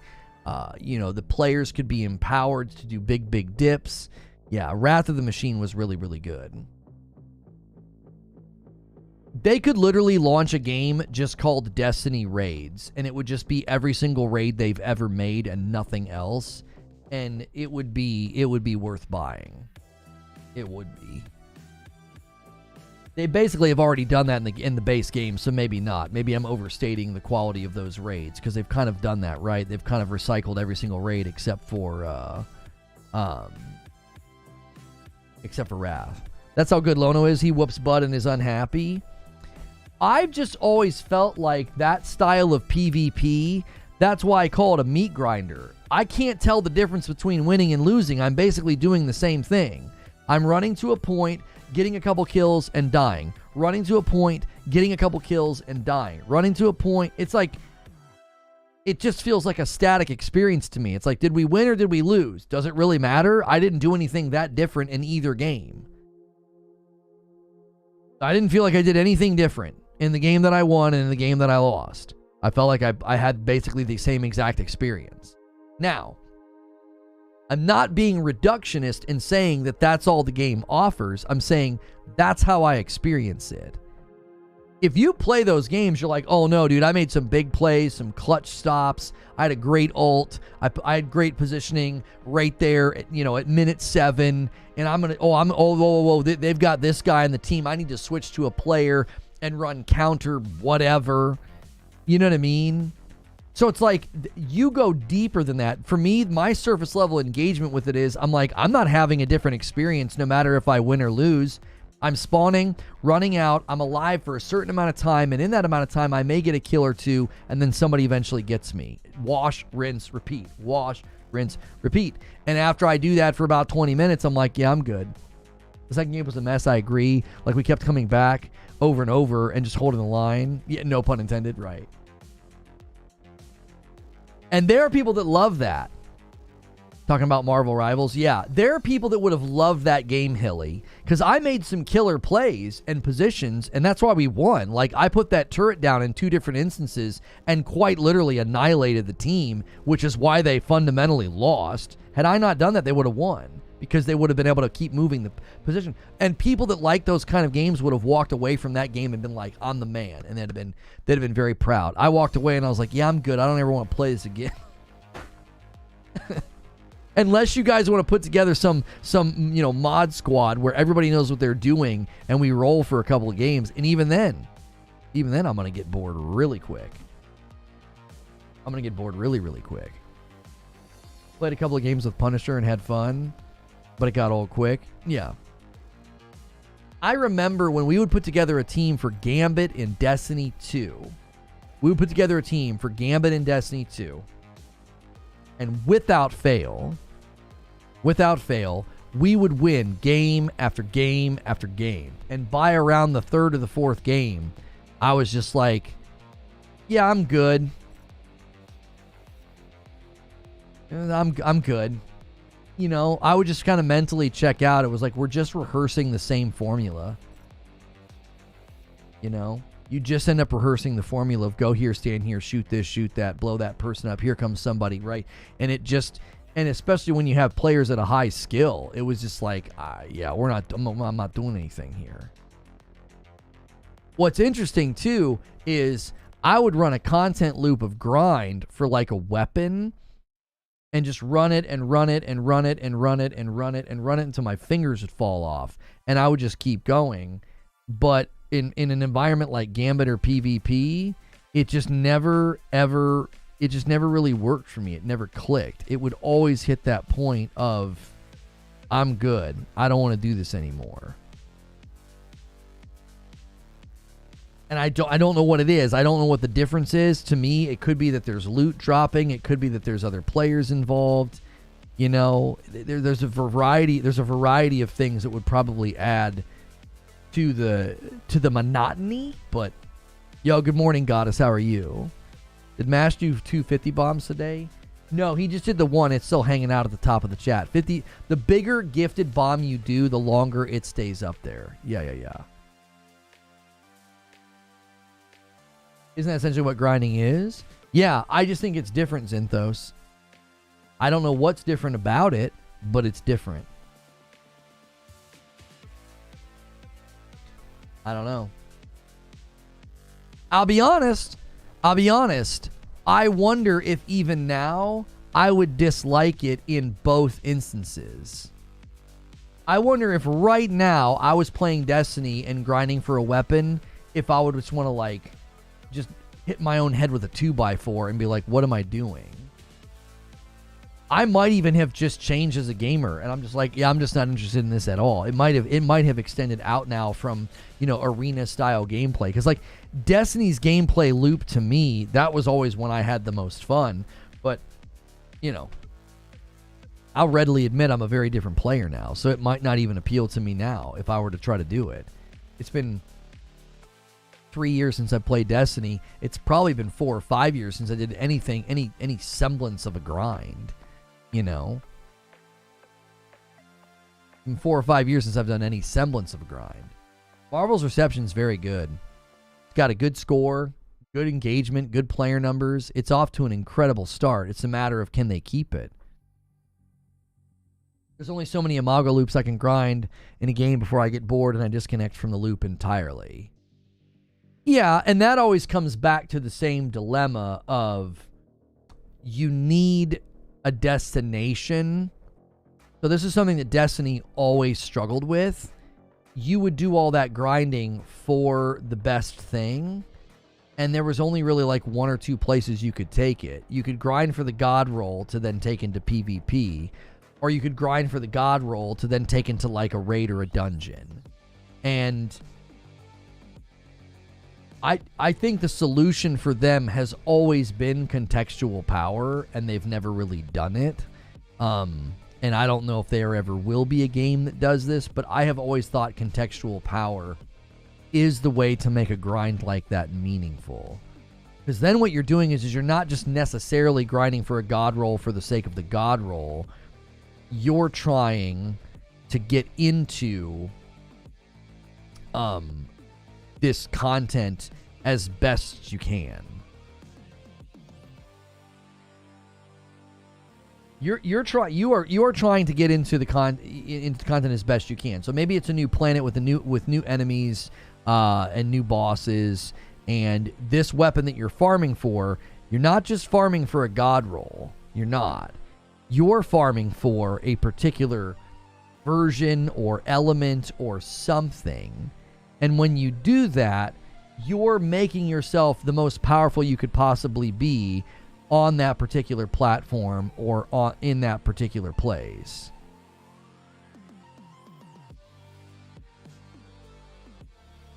So then what you're doing is you're not constantly you're not constantly, facing this need to be like, well, we've got to give them new guns, but the new guns are basically going to be the same guns that they've had. And now they're just grinding for like a lateral improvement. Does that make sense? Like that's been I think that's been one of the biggest challenges for games like Destiny and for others, is that all they ever really do is give you lateral movement within the loot pool. You're like, well, I've been using a hand cannon and it has these 4 or 5 perks. And then a couple of months goes by, 6 months goes by, and they're like, hey, we got a new hand cannon for you. And you're like, sweet, what's it got? And they're like, a lot of the stuff you kind of already have, but maybe a little bit different. So you make this lateral move in power. Now, what contextual power gives you is you're not just making a lateral move in power. You can make a lateral move and then a vertical move. So imagine a game like Destiny introducing an entirely new planet where there are new weapons, enemies, and the weapons themselves have like abilities and different things that you can get that make them stronger, okay? So you're laterally moving over and you're grinding for gear. You're grinding for guns, you're grinding for whatever. So you are making a lateral movement. But once you're grinding in that context, there would then be god rolls that would be stronger than anything you have right now. Why? Because of latent weaknesses in the enemies. So make it really simple, right? Make it really simple. You go to an ice planet, all right? And you learn that the enemies there are susceptible to fire, Okay? So now what you've just done is you've created repurposed intentionality in the rest of the game. You've got a fire planet over there where people know there's a gun in this strike, there's a rocket launcher in this strike, and they go and they start grinding for god roll fire weapons. So they're making a lateral move into new weapons, but then they go vertically up, and it's like these weapons will be stronger on this planet. I'm keeping it very simple just for the sake of the discussion. But what contextual power allows you to do is you can always move lateral and then vertical, instead of just feeling like it's a treadmill where, well, this is my build, and then 6 months later, this is my build, and then 6 months later, this is my build. You're literally just taking one hand cannon, throwing it away, and using a different one that has virtually the same stuff you've always had. A reload perk, a damage perk, a mag perk. Done. This hand cannon is 5% more powerful in this very specific scenario and activities that you don't do. Oh, well, I'm good then, thanks. But it would be all the new content, Zubair. So any of the new content on that planet, you would be significantly stronger if you had those weapons. It forces you to change your loadout. It forces you to go grind old content. And it gives you a sense of a lateral and then a vertical move in power. So you don't feel like you're on a treadmill. You feel like you're always experimenting and trying out a new build and trying to get the most damage on a boss or a strike or a raid. And because they've created contextual power, they've not invalidated all your existing weapons. They've not invalidated all my existing weapons. Why? Well, because there's other planets, there's other places to go. If I go run a strike somewhere else or go run content somewhere else, I might take these weapons out of my loadout because maybe they aren't the best in the game right now. Maybe they aren't the meta. They're the meta on that planet. I've always thought contextual power was the key to Destiny's future longevity and elasticity. Because then what you don't do is you don't invalidate weapons and you don't constantly only give someone a lateral move. You give them another vertical bump in power and in their sense of strength within the game world. That was before what you said. I agree with your take. I'm good with going to my vault to put on my Ice Planet pants. Right. This is the way. This is the way. There's going to be a looter shooter one day that figures this out and figures out the fact that you can have quite literal, eternal elasticity and longevity. You just have to have the ability to create new areas, new locations, and new content. And when you do that, it comes with latent repurposing. Hey, all those... you could be so intentional about this. You could be so intentional about this. Yeah, I didn't read the comments on the video. That might be my fault while it's not doing... It got off to such a terrible start. I just basically shut my brain off. I'm like, well, why would I go check? Let me go check your comments on the top 10. It wasn't relevant to the discussion, but I should definitely go and look. Just re-downloaded Helldivers 2 for the first time since launch. Excited to see changes. Yeah, I'm curious about the changes as well. It's actually showing a badge in the PlayStation Store's PS5 Pro Enhanced. What is DJB? What game are you talking about? I'm no longer the kitten. Excuse me. The game better feel as good as Destiny. Helldivers being 9. That's it. I'm out. It wasn't that specific of a list. It wasn't that rigid, homie. Fuzzy's like, 9? It wasn't that rigid. I'll let you know about games that I played that released this year on the community post. Yeah, thanks, Spice King. Thanks for your list. Let's see. We got a list here from Lone Wolf. He says, Dragon Age Veilguard, Dragon Ball Sparking Zero, Balatro, Dragon's Dogma 2, Stellar Blade, College Football, Space Marine 2, Helldivers 2, Mighty Morphin Power Rangers, Liar's Bar. So we have 3 that match. It's nice when only 3 of mine match yours. I would say it's a good year when you don't have a lot of crossover with people. Going through my backlog after a break. I love the bosses and the characters in Stellar Blade. Same. Cyberpunk Phantom Liberty, Banishers, Kingdom Come Deliverance. And number 2 of my games for next year. I'm psyched. 2025 about to be crazy. It's gonna be so many games next year. Great list, Lono. All good games. Can't wait till next year.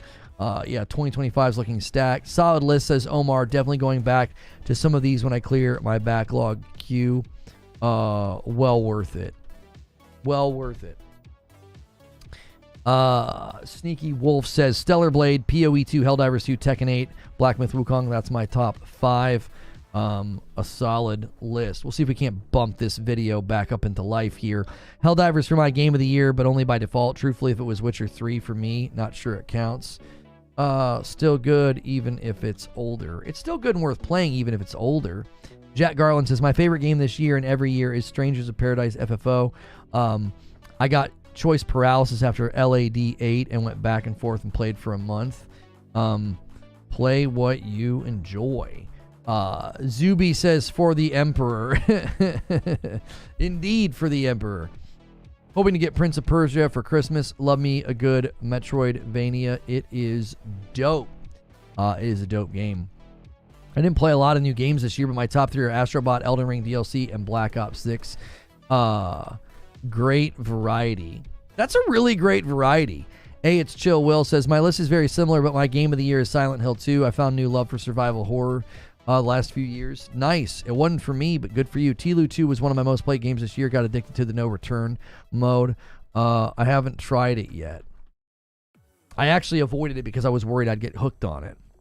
You won't believe what's at number 7. Seriously, though, my favorite game this year is Helldivers 2 Satisfactory. I'm currently playing PoE 2. A nice list. A nice list. For the glory of the Emperor. That's right. 100% agree on Stellar Blade and Neva takes. People gloss over Stellar Blade because it was more of a racy social consensus, while Neva is just not well known, but both have extremely redeeming qualities and I feel can help push their genres forward. Both being pretty bug-free and running well.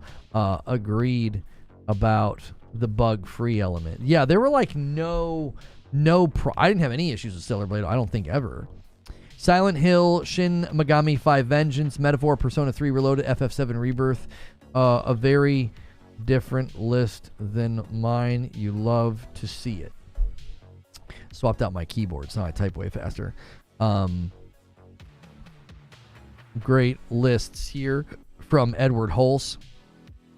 His top 10 games of the year: FF7 Rebirth, Astrobot, Thank Goodness You're Here, Life is Strange Double Exposure, Banishers, Harold Halibut, Still Wakes the Deep, The Star Named EOS, The Plucky Squire, Nobody Wants to Die. Honorable mentions are Silent Hill, The Short Message, Open Roads, and then DLCs, he's got Alan Wake 2, Night Springs, Stray Gods, Orpheus, Alan Wake 2, and then Final Fantasy Rising Tide. A lot of DLC came out this year, for sure.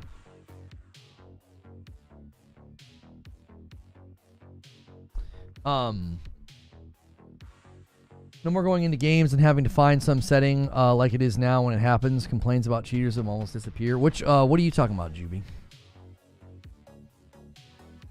I recently tried Banishers. Amazing story. Story, setting, and tone and voice acting are so good in Banishers, but the game, the combat is just so clunky. I didn't like it. It turned me off. Favorite game of the year is Stellar Blade. Doing my platinum run as I listen this afternoon. Well, good luck, V-Game veteran. Get it. I am getting closer to the end of Kena Bridge of Spirits, and man, the combat just...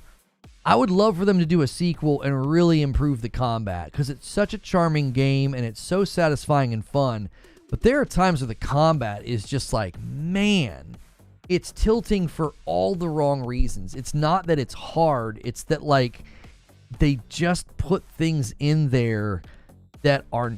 It's just very tiring. I fought a fight against these two guys, and they're just constantly spamming and then also healing.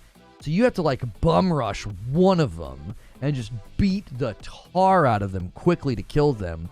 And then you can kind of manage the second one. And it's like, it wasn't difficult.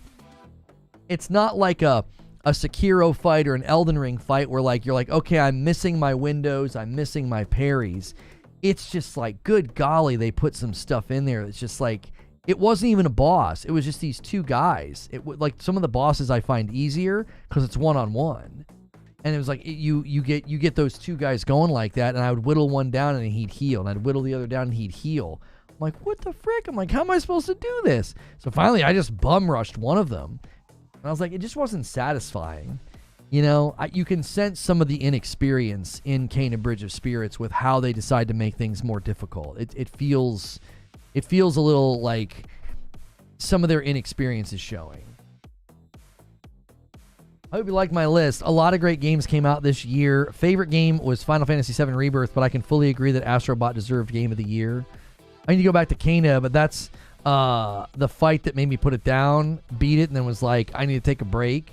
Yeah, Alapark. I was like, I told my wife, I was like, I feel like so many games make this mistake where like the only way to make it hard is to just spam the player. And it's like, you're not making it hard. It doesn't feel hard. It feels cheap. It's like, you're just constantly making me run. I'm running. Okay, I have a little window of punish. Boom, boom, boom, boom, hit him, run away. And then they just healed. And I was like, the rhythm of the fight was just really unenjoyable. Again, it wasn't that it was hard.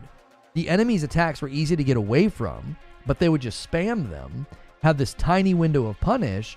You'd go in, you'd punish, you'd land all your hits, and you'd get out. I'd get them to like half health, and then they would just heal back up to full health. And I'm like, what? Like, that's not good. That doesn't feel like good combat rhythm.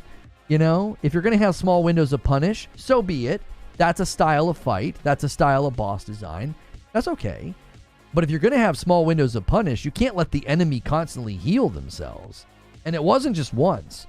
I had a fight where they healed. The one guy healed himself 3 times. I was like, I don't understand what I'm supposed to do here. So finally I was like, I guess I'm just supposed to blitz one of them. And then I won. And I was like, I guess that's the lesson you're supposed to learn from them healing. Lono would need to look at Destiny's current combat system to see if it matches what you're talking about. Yeah, I've not played in so long. When Madam was playing, I was definitely noticing some changes and some things that they did, but I was also just kind of like, the art style had changed so much. Because the art style had changed so much, it didn't look like Destiny to me anymore. It looked like something else. It's hard to even pinpoint. It was almost like some kind of arcade game is what it felt like to me. It's some weird arcade game. Some of you guys are going and leaving more comments on the video. Thank you for doing that. Hey, Zeus95 says the Cat Quest games are fantastic for couch co-op. We liked Cat Quest 3 for like one evening and never went back. Yeah, I thought Cat Quest 3 was going to do it for us. We liked it for like an evening, and then I was just like, I don't want to go back. It was very non-linear, and then all of a sudden we'd be in a really challenging fight, and it didn't make any sense. I could not make heads or tails of why the game was so punishing. We would like level our gear. We'd be doing just fine. We'd wander into like a dungeon or a castle, and then all of a sudden these enemies or these bosses would be like super strong and like chunking us. And I was like, I don't understand what they want us to do. It didn't seem casual at all. It felt, I don't know. We liked it for one evening, and then we stopped playing because I was like, I'm not going to do this. I'm not going to sit here and try and figure out every spot on the map we're supposed to go to. I kept saying to her, I was like, I feel like we've made a mistake. I feel like we missed something or we skipped something because the game just felt super imbalanced and random. You would walk 10 feet from an area where you were killing everything really quickly. You'd walk 10 feet, go into a dungeon or a castle or whatever, and everything would be way stronger than you. And I'm like, I don't understand this. It was really bizarre. I don't even know how did it fare Cat Quest 3 PlayStation Store. How did it fare on the PlayStation Store from the users? It's got a great score. Yeah, it's got a 92, so people seem to be liking it. I don't know. We just fell right off. It just wasn't fun. We were both getting frustrated. Like, she was dying, I was dying. I was like, I don't get what we're doing wrong here. Because the thing is, again, it wasn't like it was too hard. It was like they weren't explaining where you're supposed to go. I understand that in games like that, like you'll wander into an area and the guys will have like a little number and you're like, oh, we're not supposed to go here yet. This was happening so frequently, and it was like we were literally in an area, killing everything, having a blast, and we would literally walk 2 feet to a new area, and then we'd be getting chunked and we would die really fast. And I'm like, I can't make heads or tails of why the game's being this punishing. It didn't make any sense to me. I don't know if we skipped a quest line or an area or what, but it was bizarre. It was very inconsistent. And I feel like we played Cat Quest 2 for a long time, and then that started happening. We started to hit like walls. What I'm hearing is you just want to stomp. Well, it's not that I just want to stomp. It's that I want a game that looks casual to stay casual. It isn't fun when you pick up a casual game. It's Cat Quest 3 for crying out loud. And you're playing for a whopping 20 minutes, and then all of a sudden you're getting chunked and dying, and you're like, I don't understand what's going on. It's like, this is supposed to be like a hyper casual game. It's like, I don't get it at all. You know? We played through every Borderlands. We played through a bunch of Diablo 3. Like, we can totally play your average video game. But when it was never that way in these other games because it's not possible. Like, you can't walk into an area in Borderlands and play enemies that are going to two-tap you. That's what was happening in Cat Quest 3. And I couldn't figure it out. I'm like, where does it want us to go? It's like it's trying to tell us we're going to the wrong area. But then it wouldn't tell us where to go next. I'm like, this is supposed to be like a casual game you play with your kid or something. And we were just absolutely getting decimated. We'd like wander into an area. We would kill a couple enemies. I'm like, okay, these guys are at our level. And then we'd go into a castle and just get blitzed. Like, we get hit twice by some snow, like ice attacks, and we would just be dead. It was very bizarre. I wasn't sure if it was one of those games where it was like, are you supposed to come back to these areas later, like a Metroidvania or something? But again, I don't feel like trying to deduce that when I'm playing a casual co-op game. It's like, I'm not trying to figure that out. Like, going to 3 different areas. Okay, we're not supposed to go into these 2. We're supposed to go into this one. We'll come back to these ones later. I'm like, no, I'm good. That's a little much for a chill cat game. That's what I'm saying. It wasn't chill at all. It was very weird. I appreciate we're having a very in-depth analysis of Cat Quest 3. You can actually level up and grind and level up individual pieces. We started doing that. We started making like individual like attacks and things like equipment really, really strong. And it made a huge difference. It was nuts. I was like, this is not the game that I was looking for. I was like, grinding for currency to take to a blacksmith to level up our gear. I was like, it's Cat Quest 3. What are we doing? A Bungie topic. What's good, Danzatastic? I prefer if you didn't minimize hardcore Cat Quest enthusiast experience. I'm convinced we missed something. I am. I'm convinced we missed something. Like, we grabbed a quest or a side quest or something and, like, made a mistake. Because we wandered over to this one area, and I was like, oh, we're not supposed to be here. And we came back.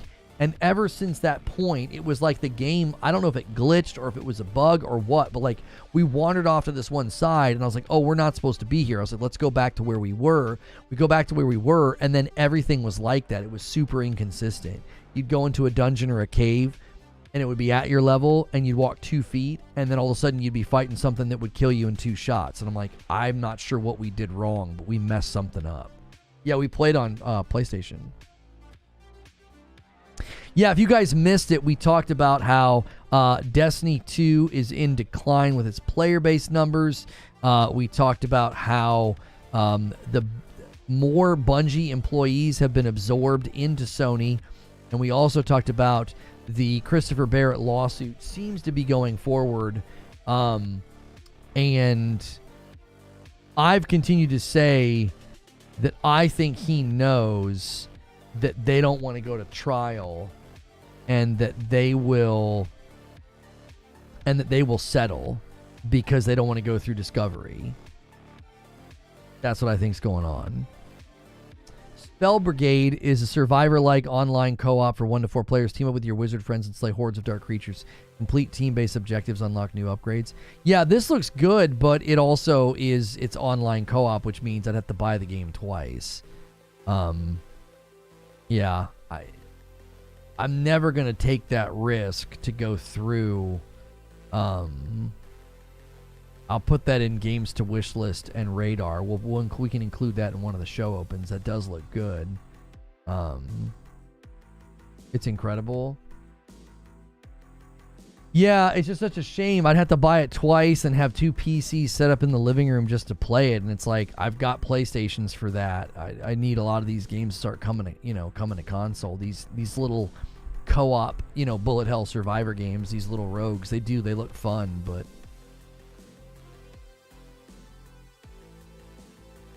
Sony owes him money. So basically what Christopher Barrett is alleging is that he has been wrongfully fired and they owe him like 45 something million. This is according to what his claim is. And he's also suing Sony. I'm not sure what Sony's take on this is going to be.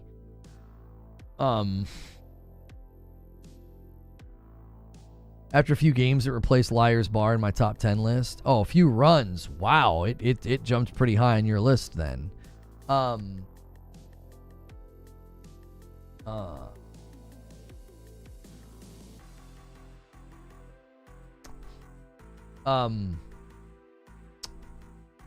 looking at this, the Bungie lawsuit in 2 different ways. One is that he's guilty, and he knows there are people at the company that are guilty of far worse.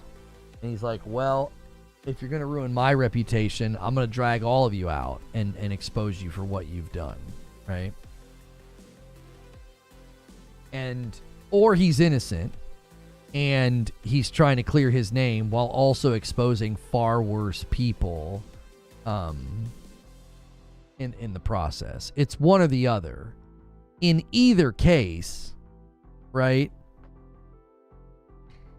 In either case, I think it's going to be good if it goes to trial, because I've consistently said that companies like Bungie and others that have operated the way that they have operated, they would not survive a discovery process.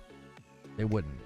There's been too much, corruption. There's been too many things that have gone on in the background for them to go through discovery and not be seen, for what they truly are.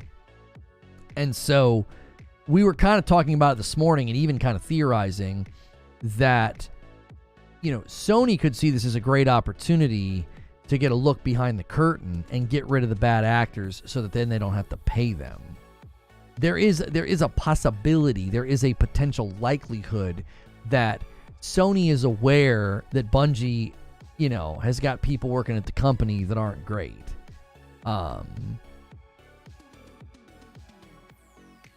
So they may see this lawsuit as a great way to be like, no, we're not going to settle with him. Let it go to trial so that all the people get pulled out, all the people get exposed, and then they can rightfully fire and maybe not even have to pay some of them.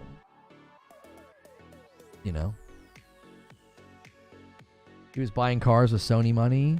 You've got your wires crossed, co-creator. The CEO, who is still there, Pete Parsons, in the wake of layoffs, people basically reported that he had been buying a bunch of cars, which at his level of income shouldn't be surprising.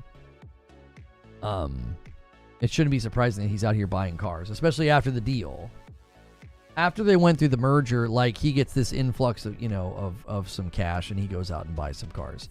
That shouldn't be surprising to literally anybody. But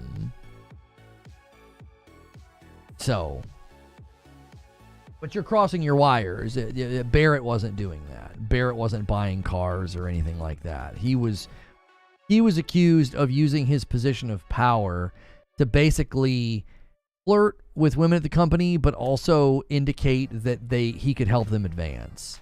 So he was doing, like, this is what they're alleging. We don't know what's true, but this is what was alleged in his firing. His firing essentially alleged that he was doing, like, very unspoken quid pro quo of, like, well, yeah, I could wink wink help advance your career, wink wink, right? And apparently there were complaints filed about it. Enough complaints for him to be fired, like 7 or 8 complaints. He's claiming, and his lawyers are claiming, he was never questioned about any of it. And they're claiming that because of that, of course he wasn't questioned because it didn't happen. It's eerily familiar to another situation where it sounds like benign or very harmless, maybe harmless, I don't know, but benign instances of maybe a lack of self-awareness could have been brought to his attention, and then the behavior changed. Like, hey, that's not cool. Telling me that I'm good looking or attractive and you're in a position of power. That's not really something that you should be doing. That's not cool. And he could have then altered his behavior. Like HR could have had a meeting with him and said, hey, this is the communication that's transpired. We think that this is inappropriate. And then he can correct his behavior. And if that never happened, so suddenly stack up 7 or 8 complaints against him and be like, you're fired.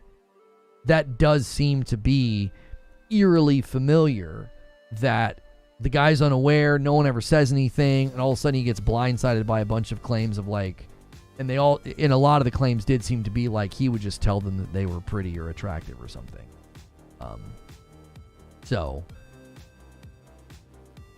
And if let's say the things are true, let's say that he wasn't being above reproach with his position of power, and he was using his position to flirt and, do little winks, and, he's playing the field, as it were.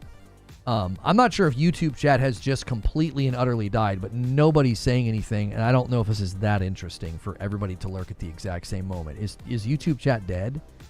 Because I see people typing in Discord with no problem. Anyways, I don't think this story is that interesting. To have everyone go lurk at the exact same time. I think YouTube chat's breaking again. Hang on, let me refresh it.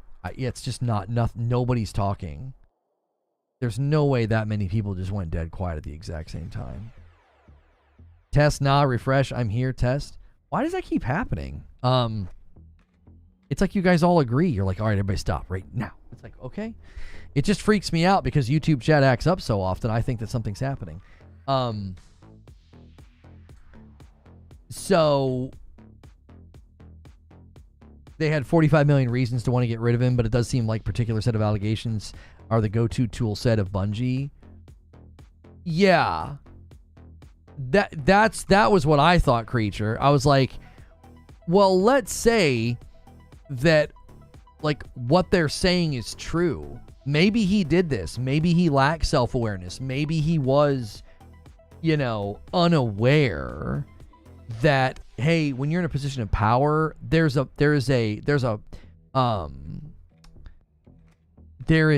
above reproach way that you need to be communicating with your fellow staff members, right? You shouldn't be fraternizing with people that you are their superior. If you're somebody's superior, you can't be out here like fraternizing and flirting.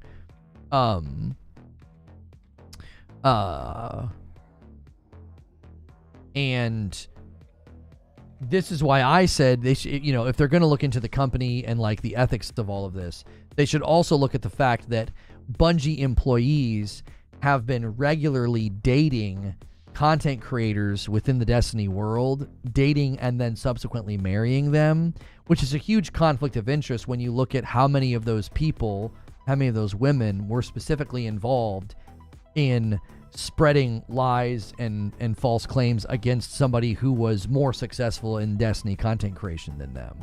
Like, I think that also needs to be looked into, that they were hiring fans, they were dating fans, they were marrying fans, and then they all worked together to take down somebody who was kind of, being more successful than them. It's like, well, here's something very similar. This guy's about to get a $45 million payout, and they take him out with the same dadgum playbook. You hit him all at once. It's like, was he ever told about any of this? No. Did anybody ever say anything to him? No. And you hit him all at once, right? You hit him all at once with hey, they all filed these complaints against you. Well, what? Why did anybody tell him? Did anybody say, hey, this has been your 7th complaint about this. You seem to be kind of, you don't seem to understand that this is not cool. This is not appropriate. They hit him all at once. It's like, wow, that sounds awfully familiar. They're like, execute order, 66 of cancel a man with benign claims. It's the same dadgum playbook. Definitely not unaware. Every company has that policy. Right, but again, he's alleging that there were executives higher up that were doing things that were far worse. So if the culture, and it's being modeled by higher executives and C-suite employees, if the culture being modeled is that everybody just jokes around, everybody's just being goofy and silly, I know exactly what that's like. I was in a content creator setting, and that's what happened. The culture was inappropriate jokes, flirting, everybody's drinking, everybody's, people are getting high. That's the culture. And then you want to turn around and say, oh, this one guy was inappropriate, but everybody else was fine. That's what it feels like. It feels very similar. It's like they had this culture, they had these higher ups, they had people being and behaving in this way, and if he let his guard down, was inappropriate, or was too forward or flirtatious with people who were beneath him, he was their superior, well, he might not think anything of it at the time. Nobody says anything. He's like, yeah, this company's kind of, we play kind of fast and loose here with the culture. And then you want to turn around and be like, well, this is a great way to get out of paying him $45 million. Hit him with 7 complaints at once and fire him. Like the irony of him going through almost identical, like he went through the almost identical thing that I went through. It's like, yeah, it's not very fun, is it? Like, you suddenly get blindsided by all these claims. You're like, I don't know what the frick y'all are talking about. And boom, you lose everything. If the culture is chill and inappropriate, then you assume your actions are okay because you've never been told otherwise. Right.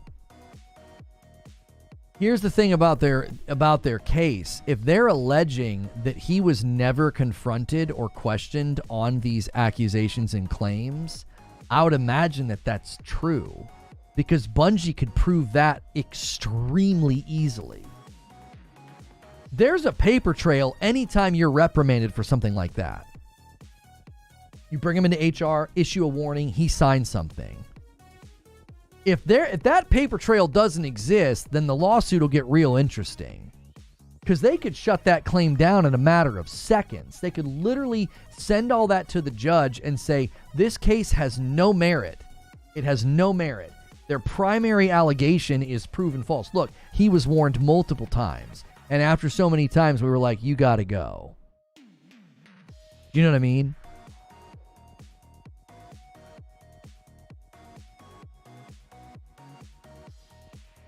Up with a woman in the org, the wife of a high-ranking exec, got fired unfairly, but we have to be smarter. You're a 40-plus-year-old man. You know what it is. At one point, someone does take responsibility. Oh, you're talking about something else. Yeah, but Lobo, the claims against him aren't even that extreme. They're not even that extreme. It's such a similar playbook. It sounds like a bunch of very benign interactions and no one ever brought it to his attention. Like, hey, you can't do that. It doesn't sound like he was like, sending explicit messages and pictures. He was just making remarks. Ha ha ha. We're all joking here, right? And then, boom, they hit him with all, like, I think the total complaint count was like 7 or something. 100% a case for wrongful termination if there's no detailed record. That's exactly what I'm saying, Scott. For his legal team to allege that, I'm like, well, this case will get real interesting, because if they're lying, if he's lying and he was reprimanded and there's a paper trail, then the case will get thrown out almost immediately. The case has no merit. If they can't substantiate that he was coached or he was told about these complaints, then his case has merit. He's like, you did this to save $45 million.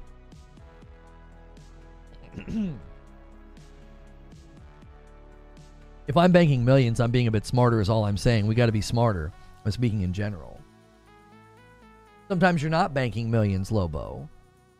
In the years 2017 and 2018, I wasn't making very much money at all on Twitch. And I was going to events and acting stupid. And it came back to bite me 2 years later when I was making a lot of money.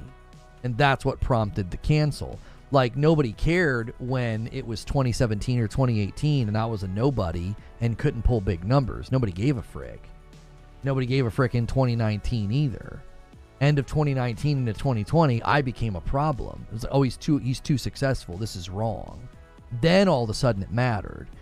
So you never know. Like, if you've been at the company for a really long time, you could think you're totally safe. You could think that, like, well, this is just how we are here. Everybody jokes, everybody goofs around. You know what I mean? He might have thought he was protected because it was like, you know, maybe he thought that. Maybe he thought, I've been at the company for a long time. We're just joking around. We're just having a good time. We're just having a laugh.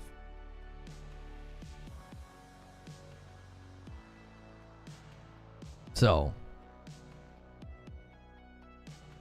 Zuby reporting here, Alan Wake 2 PlayStation 5 Pro Enhanced Update added a new balanced graphics mode. This mode requires compatible displays to achieve 120 refresh rate. The balance mode combines PS5 Pro quality mode settings with ray tracing and performance mode resolution. This mode targets 40. Slightly adjusted visual settings of the performance mode to achieve a more consistent frame rate.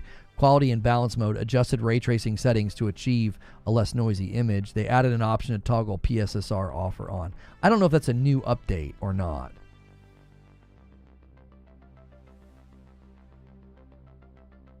Who are we talking about? The Christopher Barrett lawsuit. He's suing Bungie. He's claiming wrongful termination. So,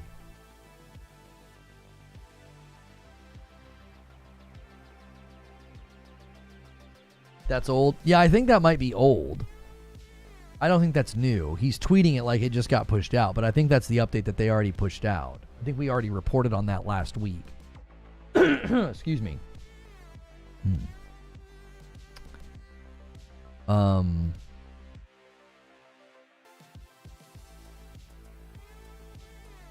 Oh, I should have went to this poll and linked to this video. I don't think I did.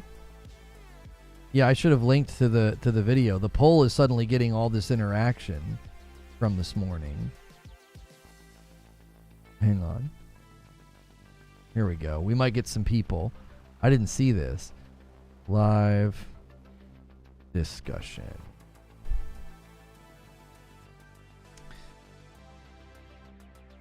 No, Final Fantasy 16 has not had a pro patch. And Black Myth Wukong has also not received a pro patch. Siege was kicked for not being so great also. Yeah. Yeah, he got lucky. All his stuff got hidden by non-disparaging agreements and swept under the rug. That's why that IGN piece that Valentine wrote is just a frickin' puff piece. She's the one that wrote the hit piece about Black Myth Wukong that was full of falsehood. She's the one that wrote the puff piece for Bungie, which is why I thought her Black Myth Wukong piece was a joke. Like, she helped silence victims with her article. I'll stand by that. There were people that still felt the retaliation culture was well in place, and she helped Bungie's PR attempts to like act like all had been fixed and all is well. It's freaking joke. Our games media is a joke. He was not normal and he was not chill.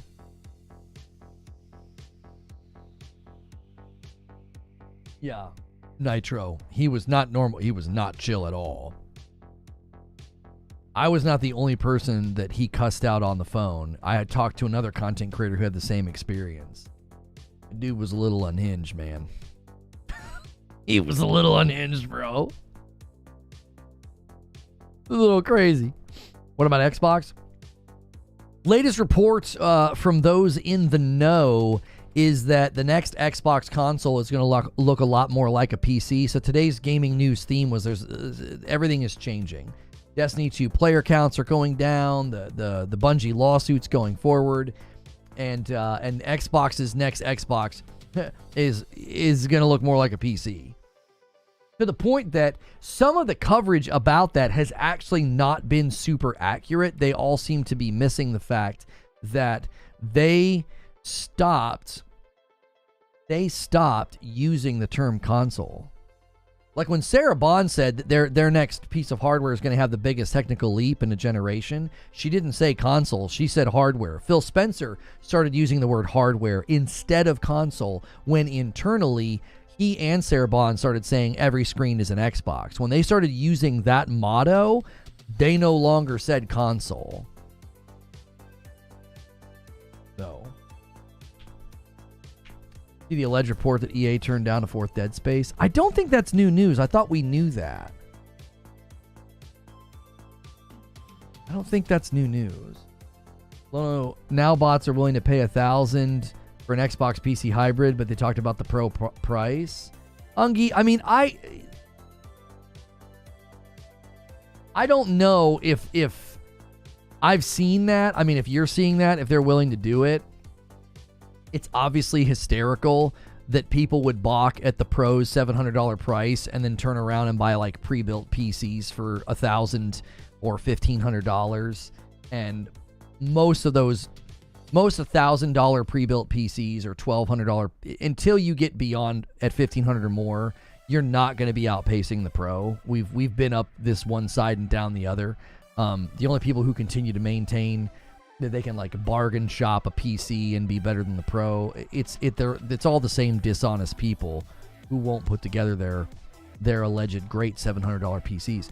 So it is interesting. It is interesting to be like, to run rage bait content for weeks about the price of the Pro, and now all of a sudden it's like, but you're going to be okay with spending more than that for something that's not even stronger, or if it is stronger, not by much. Like you're going to chunk out $1,500 and be like, oh, mine's stronger. Is it twice as strong as the Pro? Because you're spending twice as much money. Remember when I said that what we really should have been debating? We should have been debating is the Pro worth the extra $250? Because if you're debating between PS5 base and the Pro, you're debating between a $250 difference in price. Go build a PC and do that. Build a rig for $1,000 and then build a rig for $1,250. Does that extra $250 really make an enormous difference? Because there's a pretty big difference in the performance thresholds of the Pro versus the base PS5. That's what people should have been comparing, but they weren't doing that. I mean, I'll do you one better. Build a rig right now for $700, or no, build a rig for $450. It's going to be pretty bad, and then add $250 to get you to $700. It's not going to make that big of a difference. What's that smell? Something's so good. No. Like, man, the house smells amazing. Microsoft will have a third-party hardware manufacturers make Xboxes. What is it? I was going to say, I smell spaghetti sauce. Oh, there it is. That's what it is. I was like, that is not... What you just described to me is like not what I'm smelling. I smell my mama's spaghetti sauce. There's a big difference between a $450 PC and a $700 PC.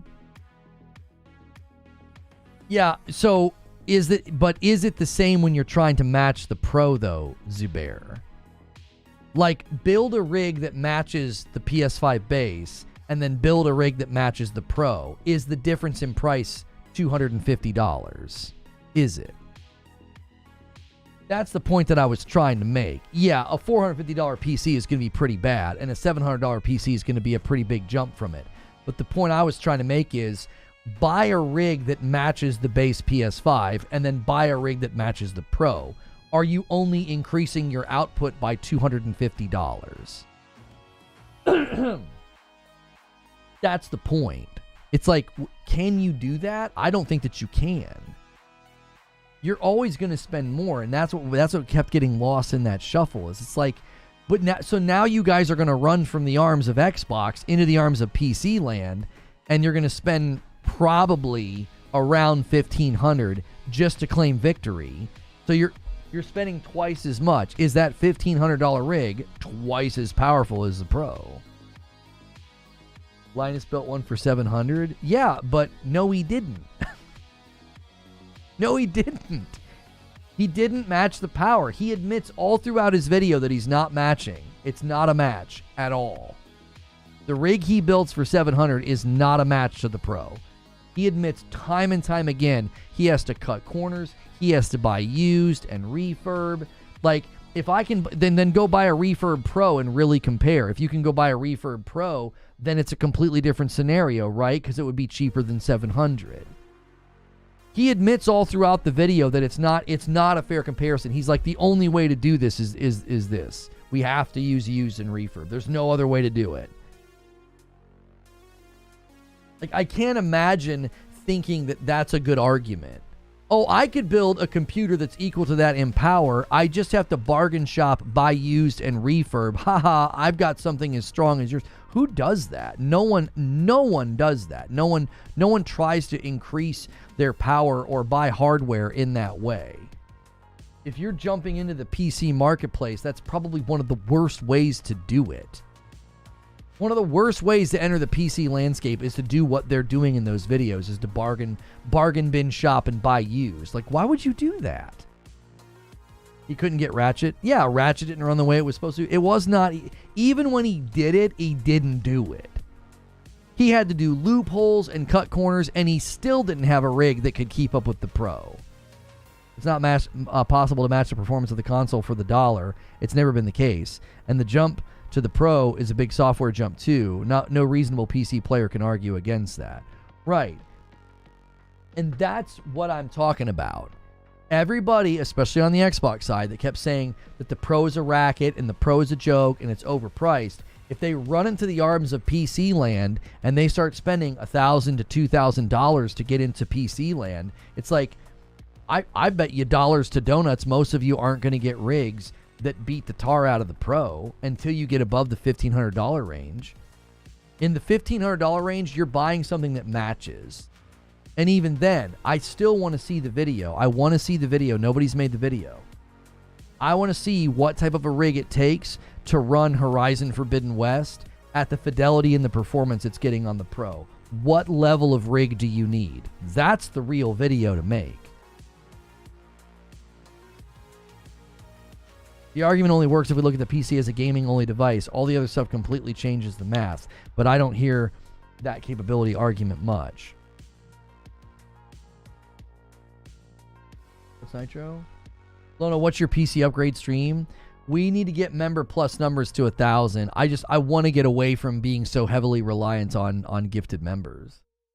Right now, we're trying to get to 600. Every milestone I'll celebrate. We want to get right now to 600 people. We have about 540.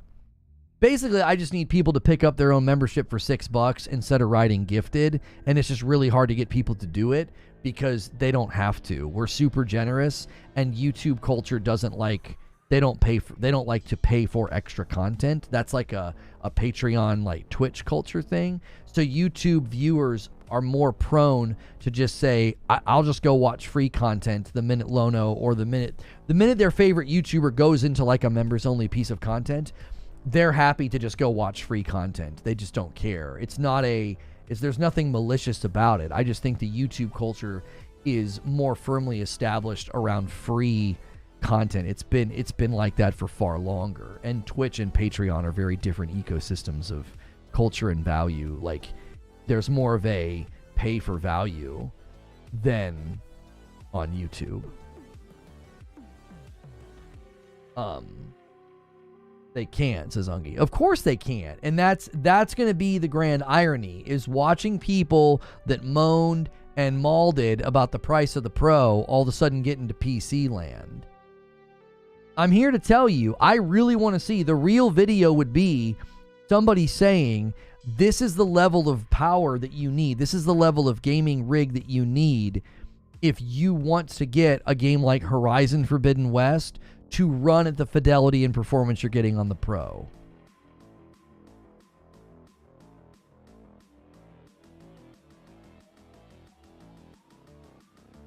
That's what I want to see. It's also interesting. Like, I want to see Linus take that $700 rig, boot up Forbidden West. Let's see it. Like, let's see how it does. Does it even come close to stacking up? If it wouldn't be hard. A lot of these guys that make content, they have rigs right now that they get good performance on. Can they match the PS5 Pro's performance of Forbidden West? Can they? I bet you they can't. I bet you a lot of them can't unless they're on a really high-end rig. I couldn't right now. I can't. I have a 2080 Ti rig. I can't match the performance of Forbidden West on the Pro. And I've got a rig that's in the middle of the pack. Like, if you look at the hardware reports on Steam, like, I'm still not too far from the middle of the pack on power. I've got a very good rig. It can't run Forbidden West at that fidelity.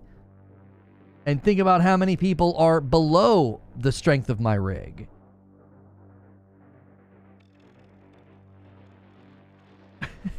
It's just stupid. The whole argument's stupid. And that's why they were quick to run with the false narrative that the PSSR had failed. They all ran with that false narrative too, because they've got to maintain the mirage that the Pro is stupid and a failure and not worth the money. They'll ignore, 68 games that had no problems, and they'll fixate on 4 that had issues that have largely already been rectified. Vice King says, I recently upgraded my PC to finally be better than the base PS5. I'm 1,000 deep and the Pro eats it for breakfast. Right, it's like, the conversation is just silly. I'll tell you what, I got another one for you. Because I know what people will claim. They'll claim like, well, that's a first party game. That's not a fair comparison, right? Horizon Forbidden West has been perfectly optimized for the Pro and blah, blah, blah. All right, fine. What level of rig would it take to get the level of fidelity and performance that we're seeing in Space Marine 2? Do it. You PC guys have PCs. You PC content creators that seethed and mauled about the price of the Pro. Go ahead. Let's see it. I want to see the benchmark. How well does your system run Space Marine 2?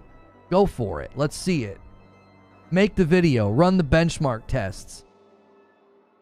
Can you make it look as good as it looks on the Pro? Can you get the same performance? If you can't, then shut the frick up. Just shut up. I'm tired of it. Just call them out. It's like, you're allowed to play on PC instead of PlayStation. That's totally fine. But don't run with falsehood and then not back it up. You know what I'm saying? Look at Digital Foundry's breakdown of Space Marine 2 on the Pro after the update. All right, what level of PC do I need to hit that performance? What do I got to buy? It shouldn't be hard. It shouldn't be hard to test. Run it on your rig right now. If you've got a rig right now of reasonable strength, boot up Space Marine 2 and try to get it to the level of fidelity and performance that we see on the Pro. Go for it. It shouldn't be difficult. Isn't that what these channels do? Isn't that what they do? Don't they run like benchmark tests and performance tests? Isn't that what they do? Isn't that what they're in the business of doing? Why aren't they doing it? Why?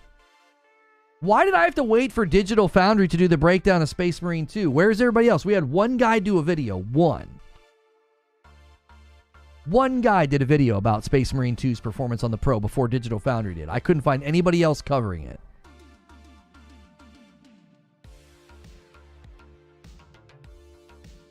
A 4070 alone costs $550 as the GPU. The only reason it was used as a comparison point is that the 4070 is the starting point to where you start to get hardware that's going to line up with the features of the Pro. I don't appreciate all these insults against Zubair. Zubair 100% knows that if he concedes all of the time that this is that the PC guys that frame this up the way that they did, they don't even understand what's going on.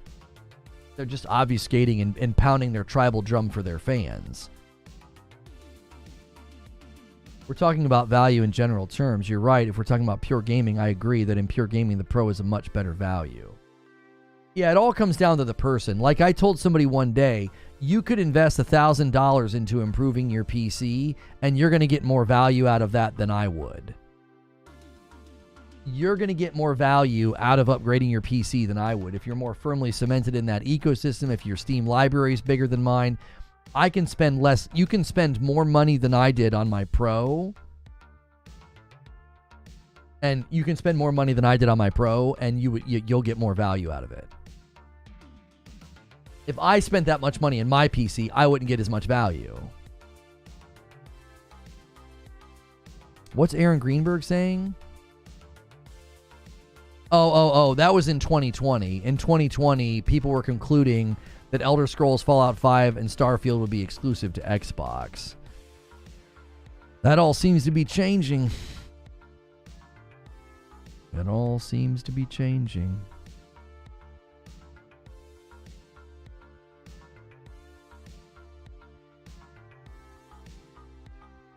My Steam library makes anything else a waste of time.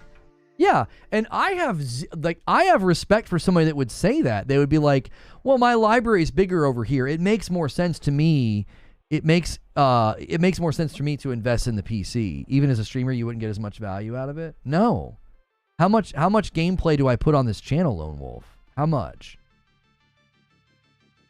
Very small amount. And a lot of the times, I'm doing it on console. I wouldn't be like, oh my gosh, it's so pretty, it's so beautiful, I'm playing on it every night because I'm in my living room in the evenings. I wouldn't get any value out of that. I wouldn't. Yeah, Creature does all my video editing. He does all my video editing. I don't do any video editing. I don't have any interest in going back into video editing, especially when he runs dual PCs. Yeah, my streaming rig's right here. I'm streaming off a 2080 Ti right now. I got a 2080 Ti gaming rig back there that I game on. Now, if I suddenly got sponsored by a gaming company and they gave me a monster, yes, that would benefit me, because when something came out that was multi-platform or was on, maybe it was on PC only or whatever the case, or when something gets ported to PC like Spider-Man 2, sure, that'd be fun to show it off and show you guys and turn the graphics to 11. I'm not in a position to do that right now. I'm not going to get an offer like that. We're not big enough. And I'm not interested in spending that kind of money on a gaming rig, even as a business expense, because, again, it's just not a value point of what we do on the channel. It's like, yeah, check out these awesome graphics.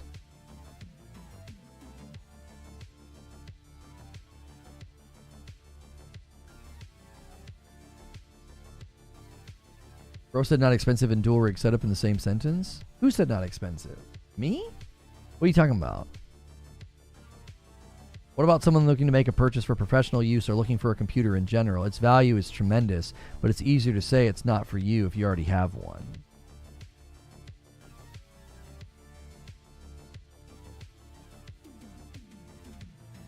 I'm out. I've got better things to do than this rant. Wish y'all Merry Christmas. Man, Belphegor, Grumpy, I don't get why you're doing that. You did that earlier. Why are you doing the announce your departure thing and taking a swipe at the same time? No one's ranting. We're having a discussion, a relevant discussion to the fact that everything's changing for Xbox. Their next Xbox is going to be more like a PC. A lot of guys feel like their best option now is to go to PC instead of the PS5 Pro. If you need to leave because the conversation's going in the direction that you don't like, you can just leave without telling everybody. You did that this morning before the stream even started, and it was like, oh yeah, another Bungie stream? Really? I hadn't talked about Bungie for 2 months. It had been 2 months since we did a Bungie or a Destiny topic. Like, I don't get why some of y'all do that. It's like, what's to be gained by getting a little jab in before you leave? Doesn't make sense. To stand on good vibes while creating negative vibes is always such a bizarre thing in my book. I've never understood it.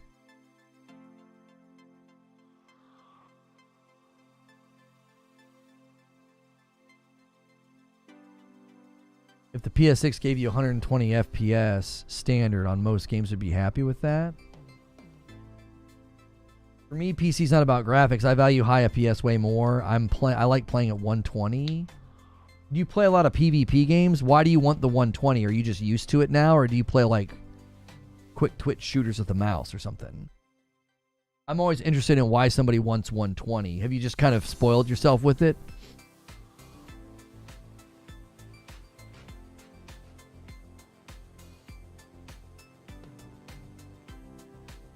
I remember I got really accustomed to 120 and 140.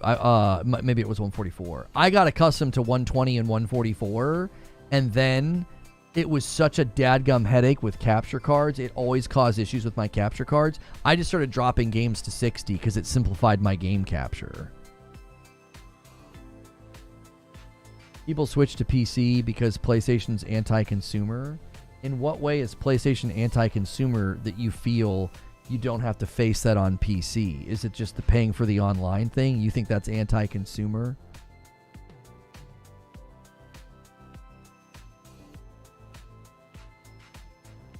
As long as it's 60, I'm good. 145 does feel great, but it's not necessary.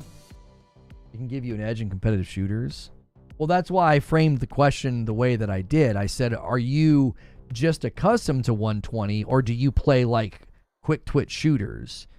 Because I know that the guys that play the high level shooters, that's what they want. They want the frames as high as they can. Well, not as high as they can get it. I think they want, typically they fight for like what, like a solid 120 or a solid 140, 144.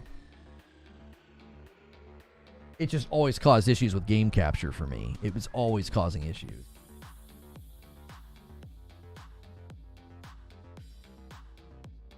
I sprung for a 144 hertz TV. I want to utilize it. No other reason. That's fair.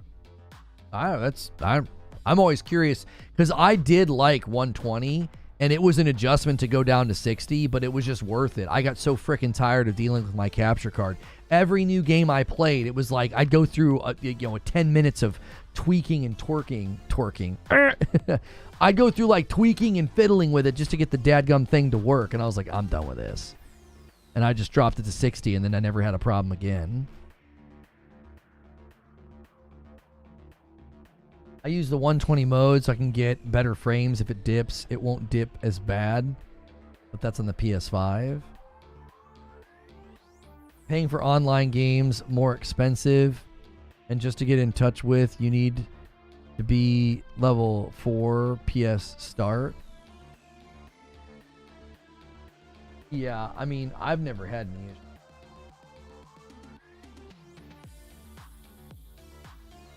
Really hope PS6 can give a solid 4K 60 even with upscale and good ray tracing. What did you downgrade? I didn't. What do you mean, what did I downgrade? What are you asking about? The mental image of Lono staring at his PC while it's working, trying to get it to sync up is amazing. Somebody told me this would work. Somebody told me that this would help. It's not helping. Just throw my back out and I got a cramp. The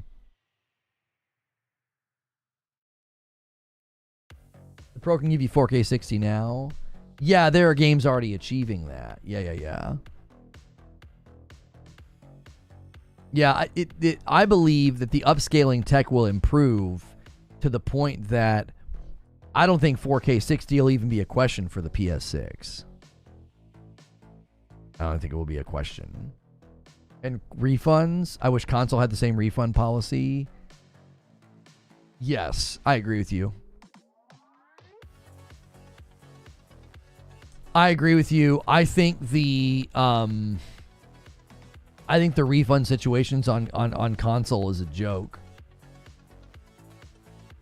I do. I think the refund situation on consoles is an absolute joke. You should be able to refund something as easily as you purchased it. I stand by that. I think the government should step in and mandate that. I think that there's a lack of I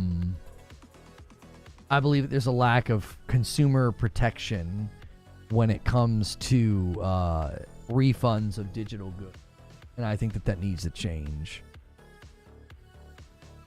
Member Plus from Ruthless Blackskin. Merry Christmas to you and your family. Thank you. Really nice, strong start for the week, guys. 109 members. 109 members. What we've been doing is we've been letting you guys extend the stream if you want. And so what we'll do is I'm going to take a very brief break. I only run ads when I step away. Hang on one second.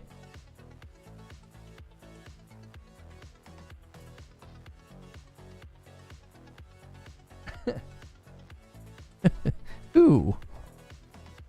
I'm going to take a brief break. I only ever run ads when I step away. So if you guys want to extend the stream, I'll let you do it. If this hits 150, I'll pay $5. I owe you guys $5 whenever we do that. And then we'll keep the stream going. If not, we'll transition into Writer's Room and just start chilling with writers. So I'll be right back. Smash the like button if you haven't already. We've maintained a great viewership all day today. I did not expect that. I thought everybody would be traveling. So thank you for a huge, huge turnout. I'm going to hit ads, and I'll be right back. I'm just going to take a quick break.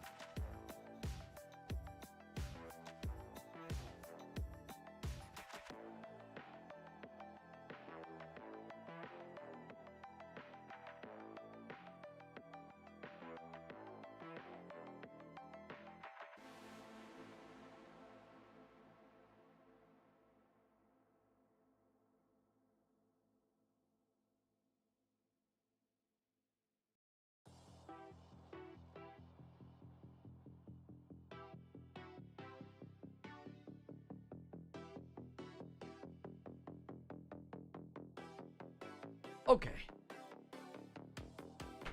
All right.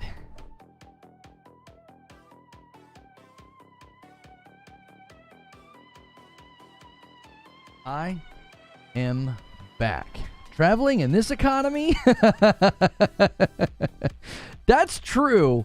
That's true. Many people are probably opting to stay home. You know, it's not been a great year. And so I think what we'll do tomorrow, I think I'm seeing enough things that we probably will have some news and things to break down for tomorrow. Some gaming news developments and things to talk about and discuss.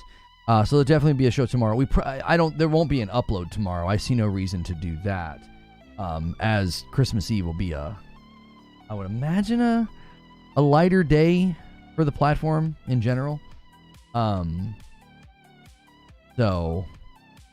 But we'll do a show in the morning. I won't do any members content in the afternoon though.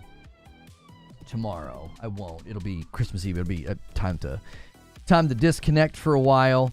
The day after Christmas, I'll just gauge what I see in the news cycles. That may be a day where I just boot up and hang out with the members and play video games and just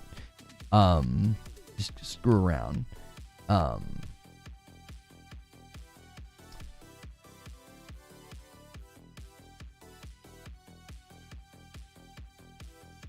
All government offices closed from noon tomorrow until Monday. Yeah. All right. So I'll tell you what I'm going to do. Let me schedule Writer's Room, and I'll give you guys 15 minutes. We'll go to Writer's Room at 1:45. If you guys hit the next milestone, I'll gift members, and we'll keep on going. I've been letting you guys extend the stream. It's a really great way to be, to be generous support what I do, but to also just like keep the stream going, because sometimes it seems like you guys just prefer that, which I'm totally okay with that. I don't know if we'll do green room today. We'll see how it goes.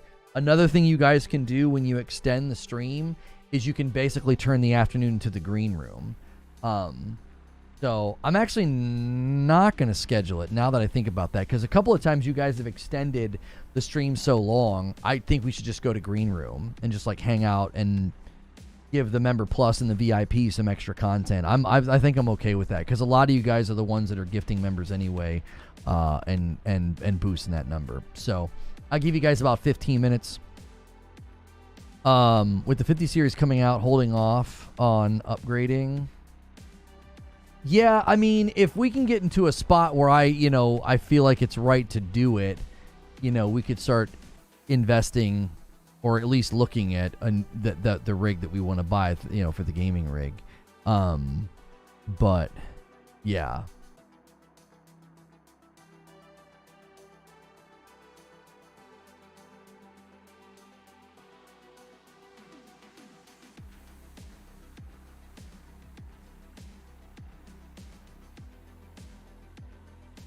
Are we going to do any gameplay? We might be able to do some gameplay today, since I don't have to do an upload. We could just sketch out what we think we might cover tomorrow. Grab some games for the wish list and radar, which I've already got a couple that you guys gave me. And then maybe I could work on some Cana Bridge of Spirits or something. Or we have all those games that we're always wanting to sample in Steam,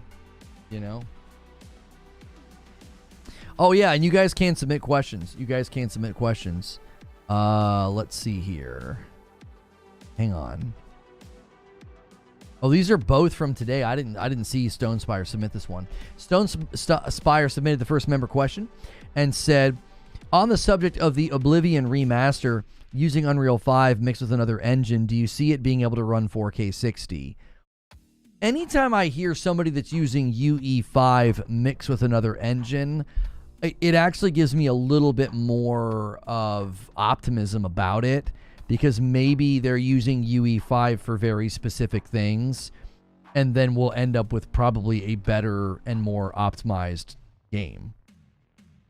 I think that's one of the big dilemmas right now, is whenever anybody goes like full on UE5, they have all the issues with the stuttering and the frame rate, and just it feels like UE5 is getting better.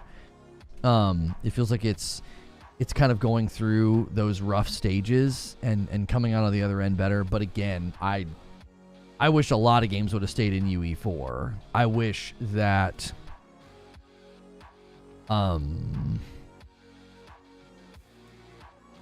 yeah, I wish Black Myth Wukong would have stayed in UE4. It wouldn't have been in the state that it was. It wouldn't be in the state that it is on a console right now,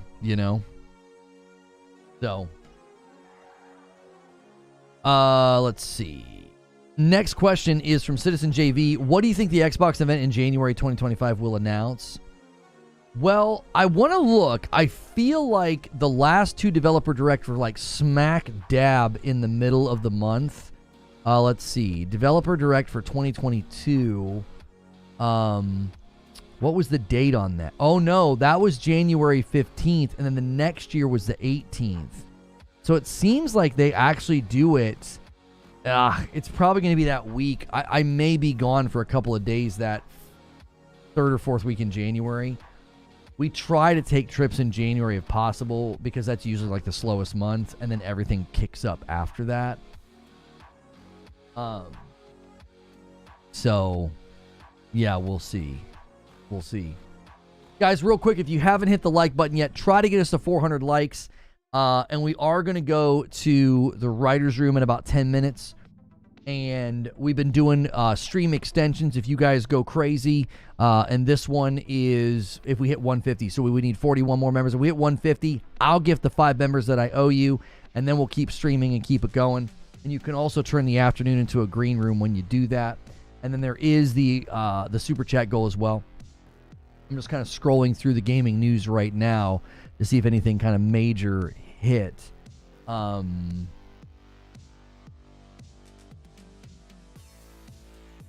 trailer debate for GTA 6 trailer 2, people are debating December the 27th.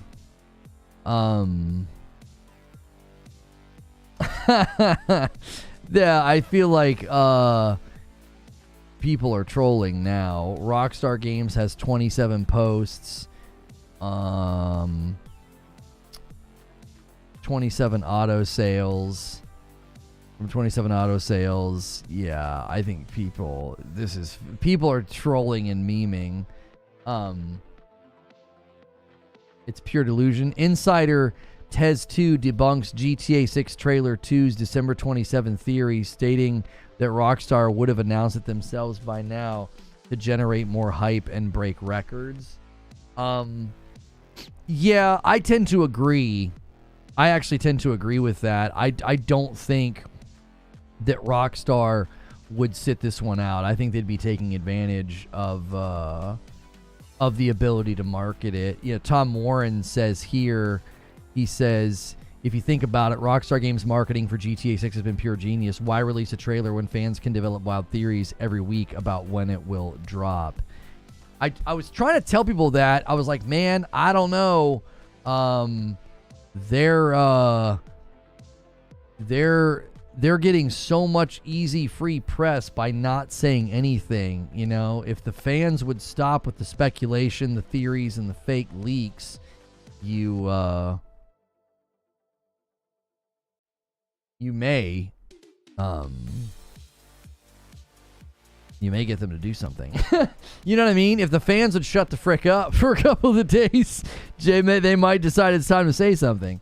But the fans are just continuing to make the game trend, so they don't need to say anything. Kai will be playing the Batman Arkham game series for his next gaming marathon. That's a good choice. I think he's going to like them. I'll be really interested in what he thinks about Arkham Knight and the Batmobile debate.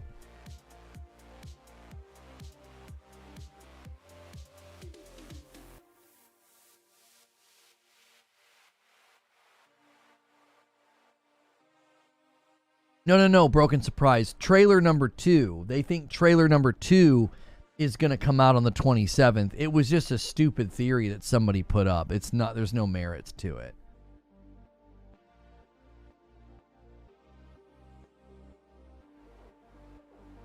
City was not good. What didn't you like about City? So there's Arkham Asylum, Arkham City, and then there's Arkham Knight. I think all three of them are good in their own way.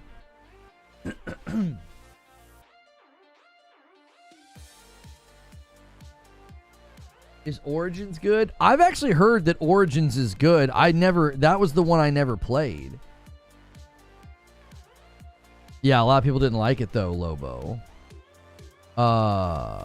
Batman. Is it Arkham Origins or just Batman Origins? It's Arkham Origins. 74 on Metacritic, Xbox, 76 on PS3. Yeah, I don't know if I would go back and play it, given the score is not. It's not bad, but it's not blowing me away either. All right, I'm gonna schedule Writer's Room. Unless you guys do that thing where you like to mess with me as I'm scheduling and do a last minute. Totally fine. Strong start to the week.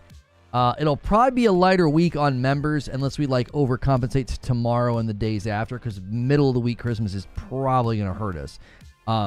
We may or may not hit the goal before Friday. Jackbox is the goal. You can make Hilly and I play Jackbox with you guys. That's always a good time with Hilly on the mic. And then we will there's always the opportunity to do stretch goal and do a Friday night with Madam. If not, that's also fine. But we've been doing those as incentives every week to give two whole new segments, basically converting the Friday stream with Hilly into something with you guys. So When do you think we'll hear more about Blade? Well, they announced it, 2020, it was last year, right? And it was like, basically, we're making this, was the announcement. It was like a presser. So, I don't know. With the way that Xbox operates, everything, it'll start showing up to everything at some point, and they'll just always have it there to remind you that it's coming. That seems to be their marketing MO. So, all right, in 2 minutes, we're going to go to Writer's Room. Let me schedule it. And then I'll set up redirect. I didn't do this morning for the premiere.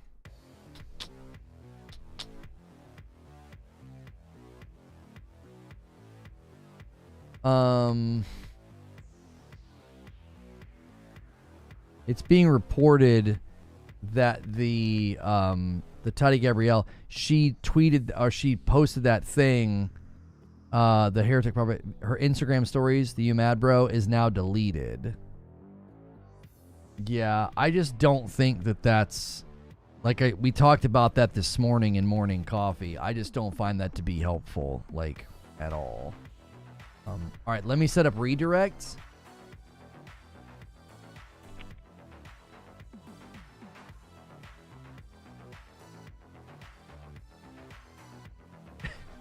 Yeah, if we do the drawing game, yeah, Hilly'll draw stuff. He'll be drawn.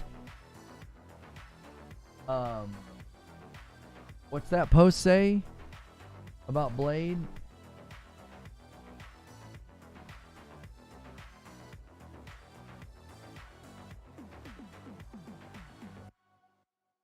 They're eyeing a 2027 release. Yeah, so yeah, if they're eyeing a 2027 release, then I would imagine you're going to hear about it every year from here on out then. It'll be at the 2025 and 2026 showcase with Xbox, for sure. Too big of a game at that point to not consistently have it show up. Just too big of a game. It's a recognizable Marvel IP, so. All right, hang on. Let me give you guys the link of where we're heading.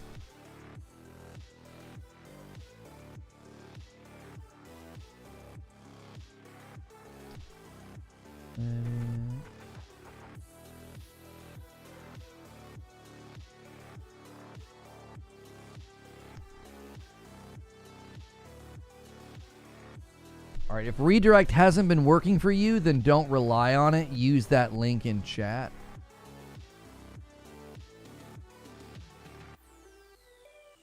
Thanks so much for being a member to the channel. We had a huge week last week. So many members. You may have been gifted a member. Thank you so much for watching the channel enough to get one. This is a segment we call the Writer's Room, where we just kind of sketch out and plan out what we're doing next. It probably will be a little informal given it's a holiday week and we don't have as much news coming. I am going to say, if you're currently paying for your own membership or you're on a gifted, please consider bumping up to Member Plus. It's a $6 membership instead of a $5 membership. It helps me distinguish between gifteds and non-gifteds. It empowers me to do more segments like the Green Room and gameplay. And right now we're working on a goal. We would like to get 600 people at Member Plus and above, and we're in like the 540s. So consider doing that. I know it's not easy on mobile. It's the easiest to do on a browser. Just go to that Members tab and change your tier by viewing the perks. I'm going to end the previous stream and bring folks over with redirect, and then I'm going to change that thumbnail because we are no longer live.